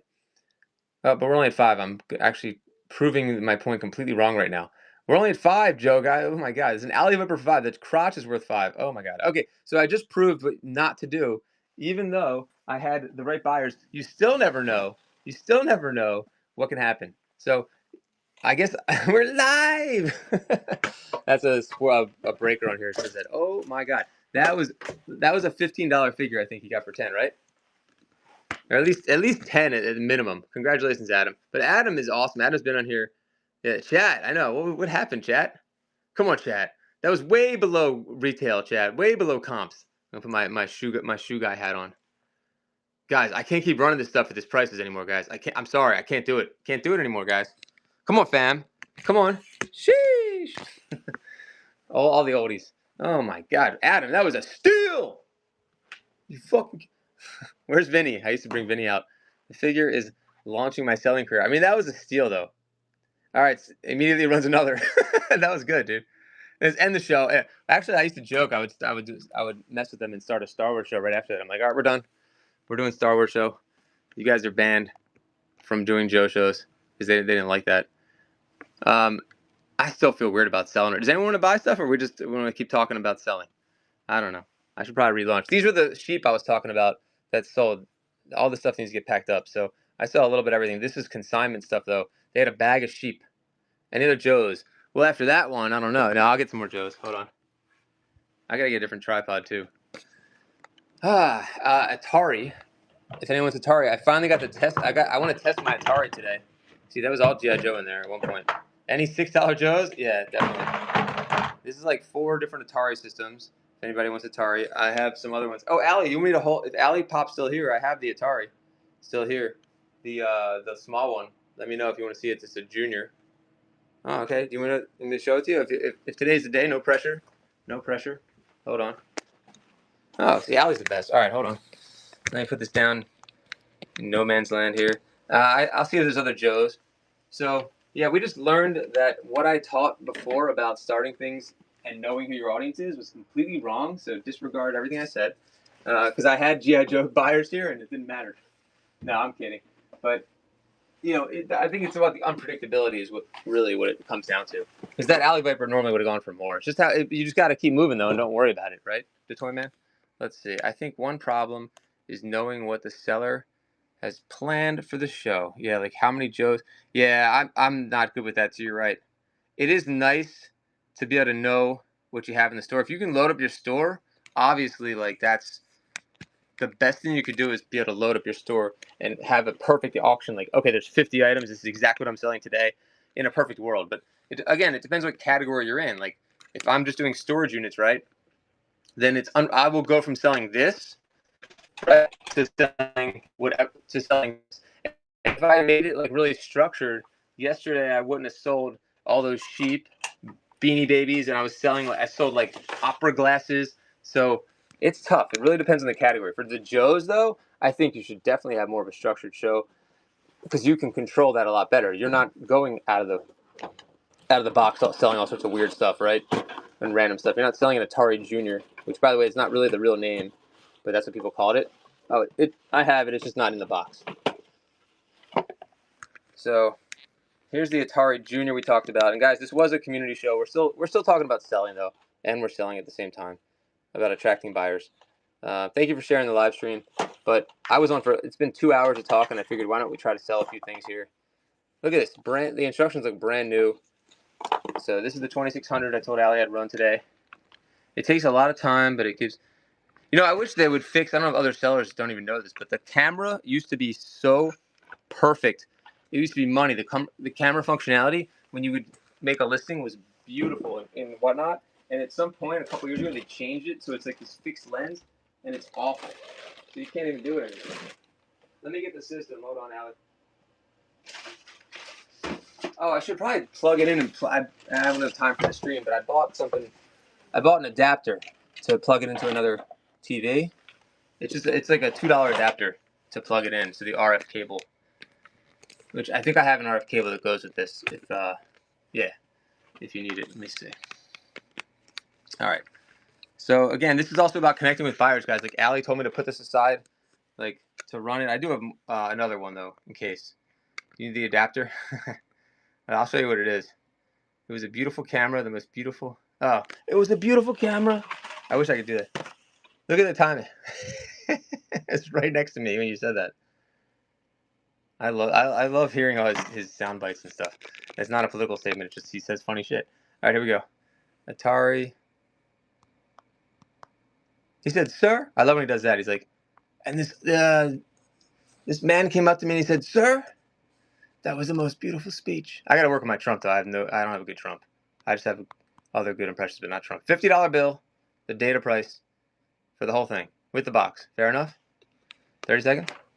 Man, when you do shipment settings, do you wait? No, so that's a good question.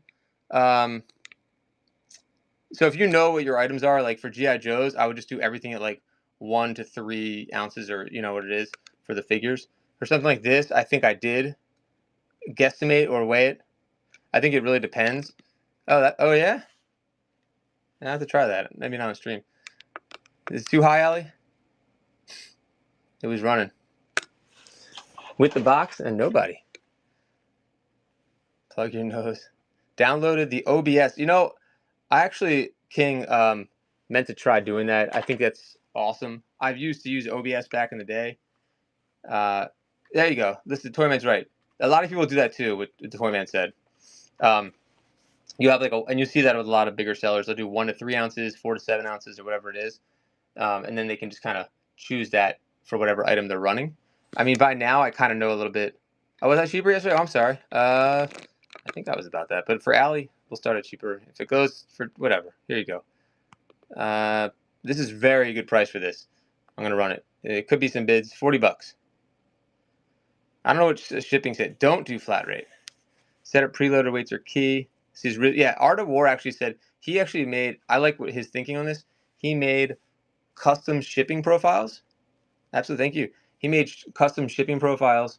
So like instead of 1 to 3 or 4 to 7, he would do just 4 ounces. So it was very accurate until you know how to do flat rate. That's great advice, King.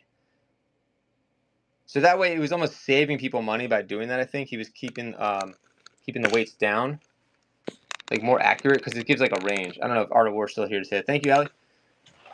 What was shipping on that one, Ali? It was pretty cheap, right? Because if you were to buy that outside the app, that's why I always say, like, even if you're doing the customer pays for shipping, it's still probably pretty cheap.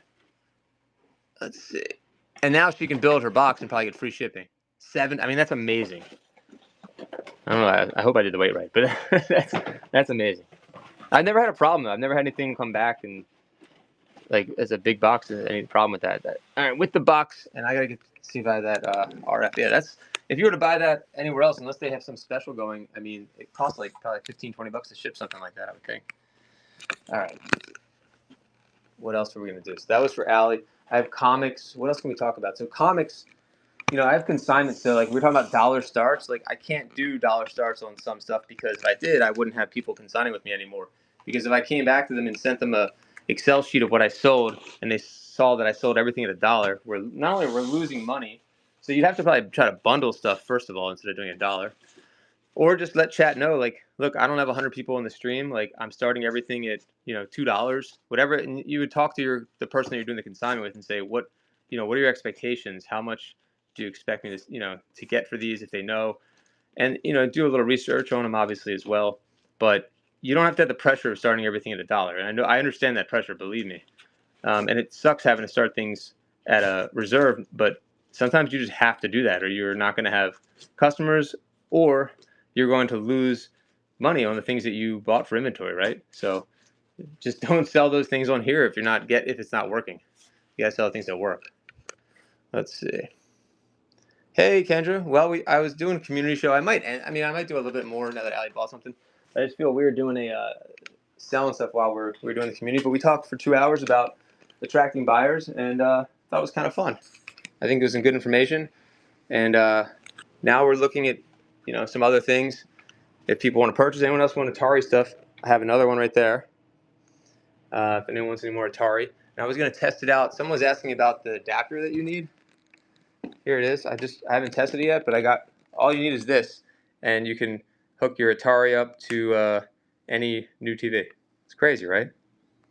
It is a selling app, I know. Thank you, buddy. You're right. Reselling, you're the best. Yeah, no, you just know how I am, man. I just never. We sold all the strawberry shortcake. All the strawberry shortcake is gone, Kendra. I actually matched. I don't know if you saw. I matched up all the pieces of strawberry shortcake and sold them all. Yeah, it was pretty good. I think Allie actually got some there, and they had good deals on them too. One of the items was complete, so I think it was good for both. I think the buyer definitely won more so, but I think it was good. Let's see. Is it better to do percentages or a flat rate for the service? Percentages, definitely. I would think. I don't. Yeah, I would think percentage. It's probably better for both. I think the place where it gets tricky is in like higher value items, like doing a flat, like for this one, a certain percentage. You have to do a higher percentage for something like this. If selling this versus the actual Game Gear, if they have, it's all about them. I tried to do just one flat rate, but I could see why someone would be like, I don't really want to give you, the same rate for that. But I think you kind of have to. You're doing everything for them. I'm shipping it. Sometimes I sell from people's houses too, which I think is the best. $5. That's what Corey. I keep referencing Corey, but that's what he does. He goes around Corey Manexon. It's pretty amazing what he does actually, and he does like the virtual estate sales for people. Basically, it's good. It's good value. Well, I haven't done it as much as him. I mean, he does it all the time. He literally travels across the country and does it. So I've only done it with people that I kind of know that I've worked with before. So it's not awkward for me, but I could see how that would be really awkward. Yeah. Is he though? I don't know. That's why I don't want to talk about it because I don't know who is and who isn't. You consolidate the guy's house into one basement. Not yet. So what we're referencing is that I'm lucky that I was introduced to someone who literally has what I call the house of collectibles, and his entire house, like I'm not even exaggerating, is collectibles. Like everywhere you look, every single wall has collectibles on it. And I've sold thousands of his items so far, and he still has thousands left. No Neopets, or at least a Frank though. Sometimes people bring stuff in, like this person who lives nearby. They brought in a bunch of their stuff because they're moving. That you just move. What is it? The higher the priced item, the percentage goes down. Yeah. Yeah, exactly. Recently, that's a pretty good feedback and range. Oh, the box. Oh, you want to see it? Yeah, it's the same. You've seen it, but I'll show you it again. I don't know who's in here right now and who's buying, but yeah, I could run this stuff. So this came from basically it's like a baby boomer lot / Gen X kids is what all the lot is. Anyone bid on the McCoy? Apparently McCoy is a pretty good brand. Gotta do all your research on this stuff or you can get crushed. So it's just a quick I was talking about ChatGPT before, using like ChatGPT to look up some of this stuff to to know what you have is super important because you could take a picture of, let's say you had like, I don't know, 15 comic books or video games. It's not always gonna be perfect, but if you take a picture of it and say, what are these? What are they worth? It could even make a listing for me, make me a spreadsheet with all the items, and it can do that instantly for you. And then you can double check its work, obviously, to make sure that it didn't make typos or big mistakes. But at least you can get an idea. You still want to do your own homework and make sure that it's not totally wrong. But from my experience, it's been right most of the time. No, I didn't ask her yet. I need to send her a Facebook message. I haven't talked to her. I don't even know if her parents even told her that I'm doing this yet, which I think it would blow her mind if she knew. She's referring to the person whose stuff this was a pretty good friend of mine, like in high school. So that's what Kendra's referring to. And it's funny, like selling her Polly Pockets and things like that. The yellow heart. I guess I can take that. I don't think she cares. I just want to take her name off or something. But the rust yellow heart. And I can start at like $5. Isn't that like a $20-some item, isn't it? Believe it or not, guys. You would never think looking at this that it's valuable, but it is. Nothing. We had like little trinkets, and then her name is here in trinkets form. And that's it. You want me to run it? It's like hearts, and then I think we saw the other ones. I know. I don't know why I'm doing that. It's not like her last name. There, that's what it is. In the thing. Let me know if there's anything you guys are looking for, by the way, or if you want any bundles. I have like Beanie Babies and stuff. The name makes it. I guess it does make it cooler. It's got the trinkets too. All right, to put it on the same lot here. This is the same consignment. Any other thoughts about the stuff we've talked about, guys? Let me know. Yeah, like I wouldn't want to start this at $1. Maybe one person wants it, but Russ, and if it doesn't sell, that's okay. I could bundle it with other stuff. But Russ is a good brand for like 80s stuff, believe it or not. I didn't think so, but Russ stuff is pretty valuable from the cursory glance I did. I have the erasers too. If anyone wants some erasers. But I don't know how long I'm gonna stay on here. Okay. If Allie, if you want to add more things to your box, let me know. And then I was gonna relaunch. I'm gonna eat something and relaunch in the storage unit category. But congrats to those who won the Givvies, guys. There's a lot more stuff to show, but I'm not really that prepared here for doing a show. But there's more consignment stuff upstairs too that we were finding yesterday. It was really, really good NBA packs and things like that. Hold on, what else? And then comic books. Wait, what's in here? Oh, there's just comic books. Okay. Toys upstairs. Thanks, reselling. We can look in the bins and see if there's any more action figures. I think we kind of ran through the majority of them already. I think I emptied almost every bin. But we can go look. Did you want any of the X-Men, Alley Pop?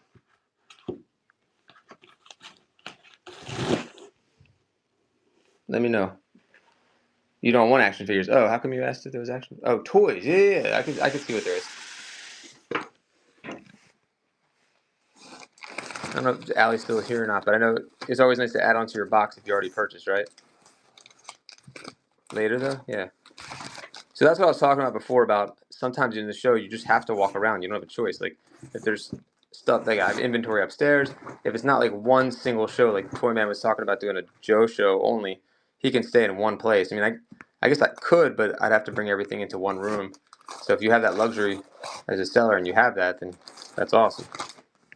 But I have stuff in different locations. Yeah, that's what I was asking. Okay, cool. Let me put this down. So I'm using a little tripod here. Put that down so we'll get a little bit of stability now. Hold on one second. All right, so there's different X-Men in this box. We'll try to make a bundle for Allie if she's interested. And it's going to help her shipping also, guys. She'll probably hopefully get free shipping on this. This looks like all X-Men in here. X-Men Forever. Forever. Oh, Extreme X-Men. All right. I was about to start singing Jesse Katsopoulos Forever, which actually is like a real Beach Boys song, right? There you go, X-Men Forever. Forever. Forever, forever?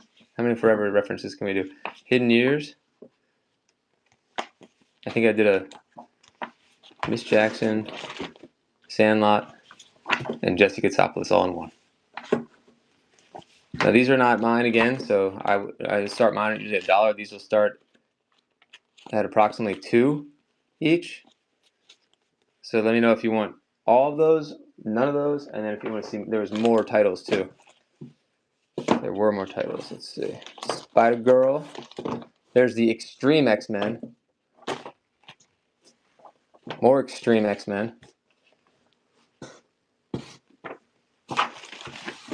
Regular X-Men. Not as extreme.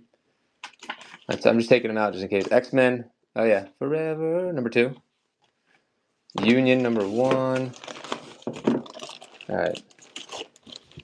The Thing. Spider-Man. So I know Allie likes X-Men and what else? And Batman. So that's why we're looking for her. And if anyone else sees any titles they like, let me know. You guys can also make any offers you want in the Buy It Now. I think these are actually pretty good. Usually the ones with more like horror / racy covers do pretty well. I don't know. That's what it seems. I don't know much about comics now. X-Men, Cyclops. What do you think, Allie, so far? Spider-Man, Gambit, Micronauts. Someone in here was buying Micronauts the other day. Let's see. Tomb Raider. More Micronauts. There's another X-Men. I'm putting all the X-Men to the side. If you want to make a bundle, here's another one. And another X-Men. A lot of X-Men. I knew there was a lot more. There might be even more upstairs, but wow. Ultimate. I haven't looked at this bin. Another X-Men. But thank you guys. I think this one's actually kind of a pricey one. So some of them I have to double check, but for the most part, they're like $2-3 each.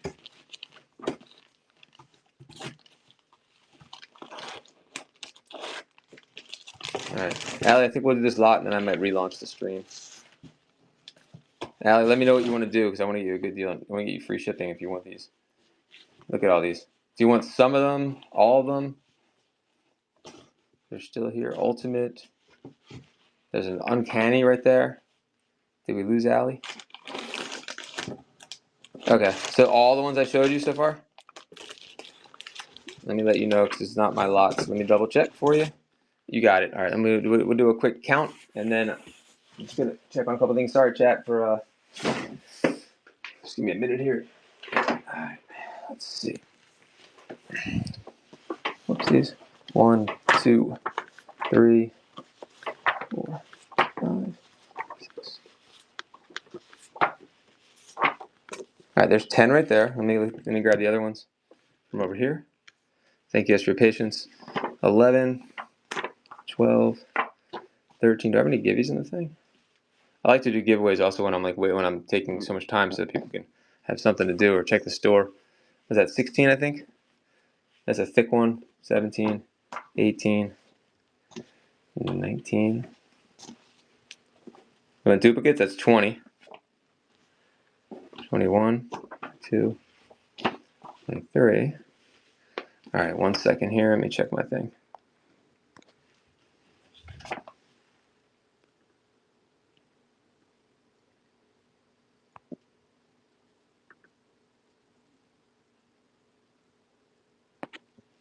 I was wrong. All right, 24. I was wrong about that one. So that's a different one. I was thinking of 25. 26. You said duplicates are okay.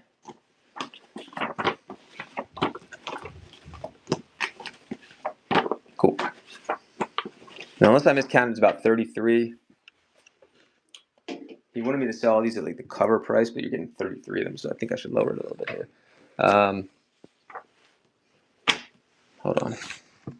I can start them all. How about 75 for the whole thing? 75.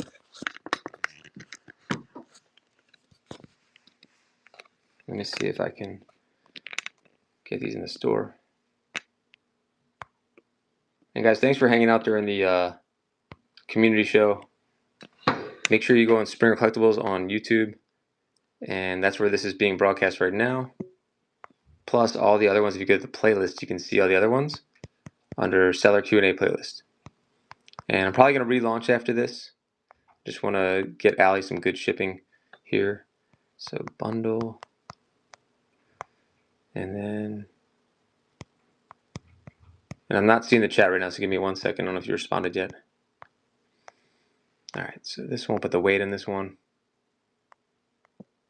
And save, and we'll see how much it is. All right, so I pinned it. You should see how much shipping is now. Half of the yeah. Is there certain ones you want to pick, or just kind of is it random?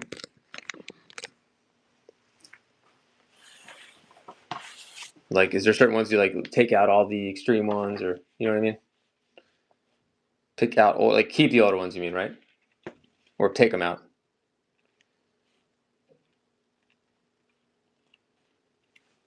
Keep, sorry, that's okay. I understand. All right, let me see. So we had like 30 some. So we'll try to do like a lot of like 15 or something. There's 1. There's 16. But I don't know if you want duplicates of that one. I'll put it to the side. That looks older to me. If I'm wrong, let me know. I think that looks older. 2. We'll put that one in there. 3, 4, 5. Hope you can see these. There's 5 right there. Hold on. Tell me if I'm doing it right too. That's 6. Cool. All right. This one looks sort of, yeah, 7. The rest are kind of questionable, I think. But here we go. 8.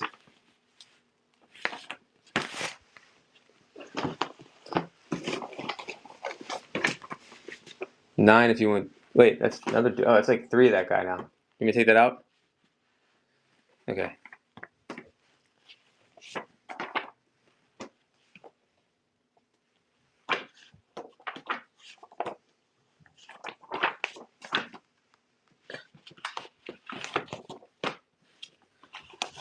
All right, that is 14 or 15. Yeah.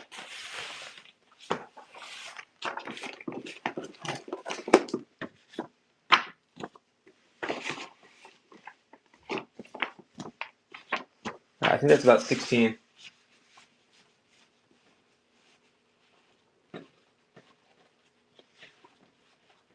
Yep, 16.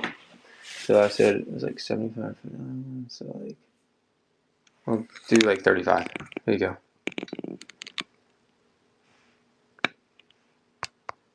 Bundle.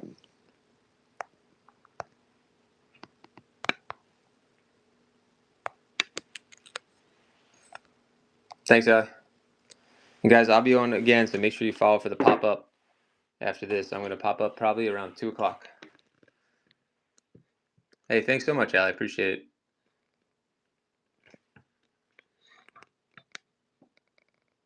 All right, thank you all for joining. Wish I could read myself later. All right, guys, thanks for the Biz Buys and BS, guys. I'm John, Springer Collectibles. Thank you guys so much for hanging out today. I really appreciate it. Hope you have a great day, great weekend, and I hope to see you guys in about 15 minutes. Thanks, everybody. See you. Let's go raid somebody anyway. Here we go.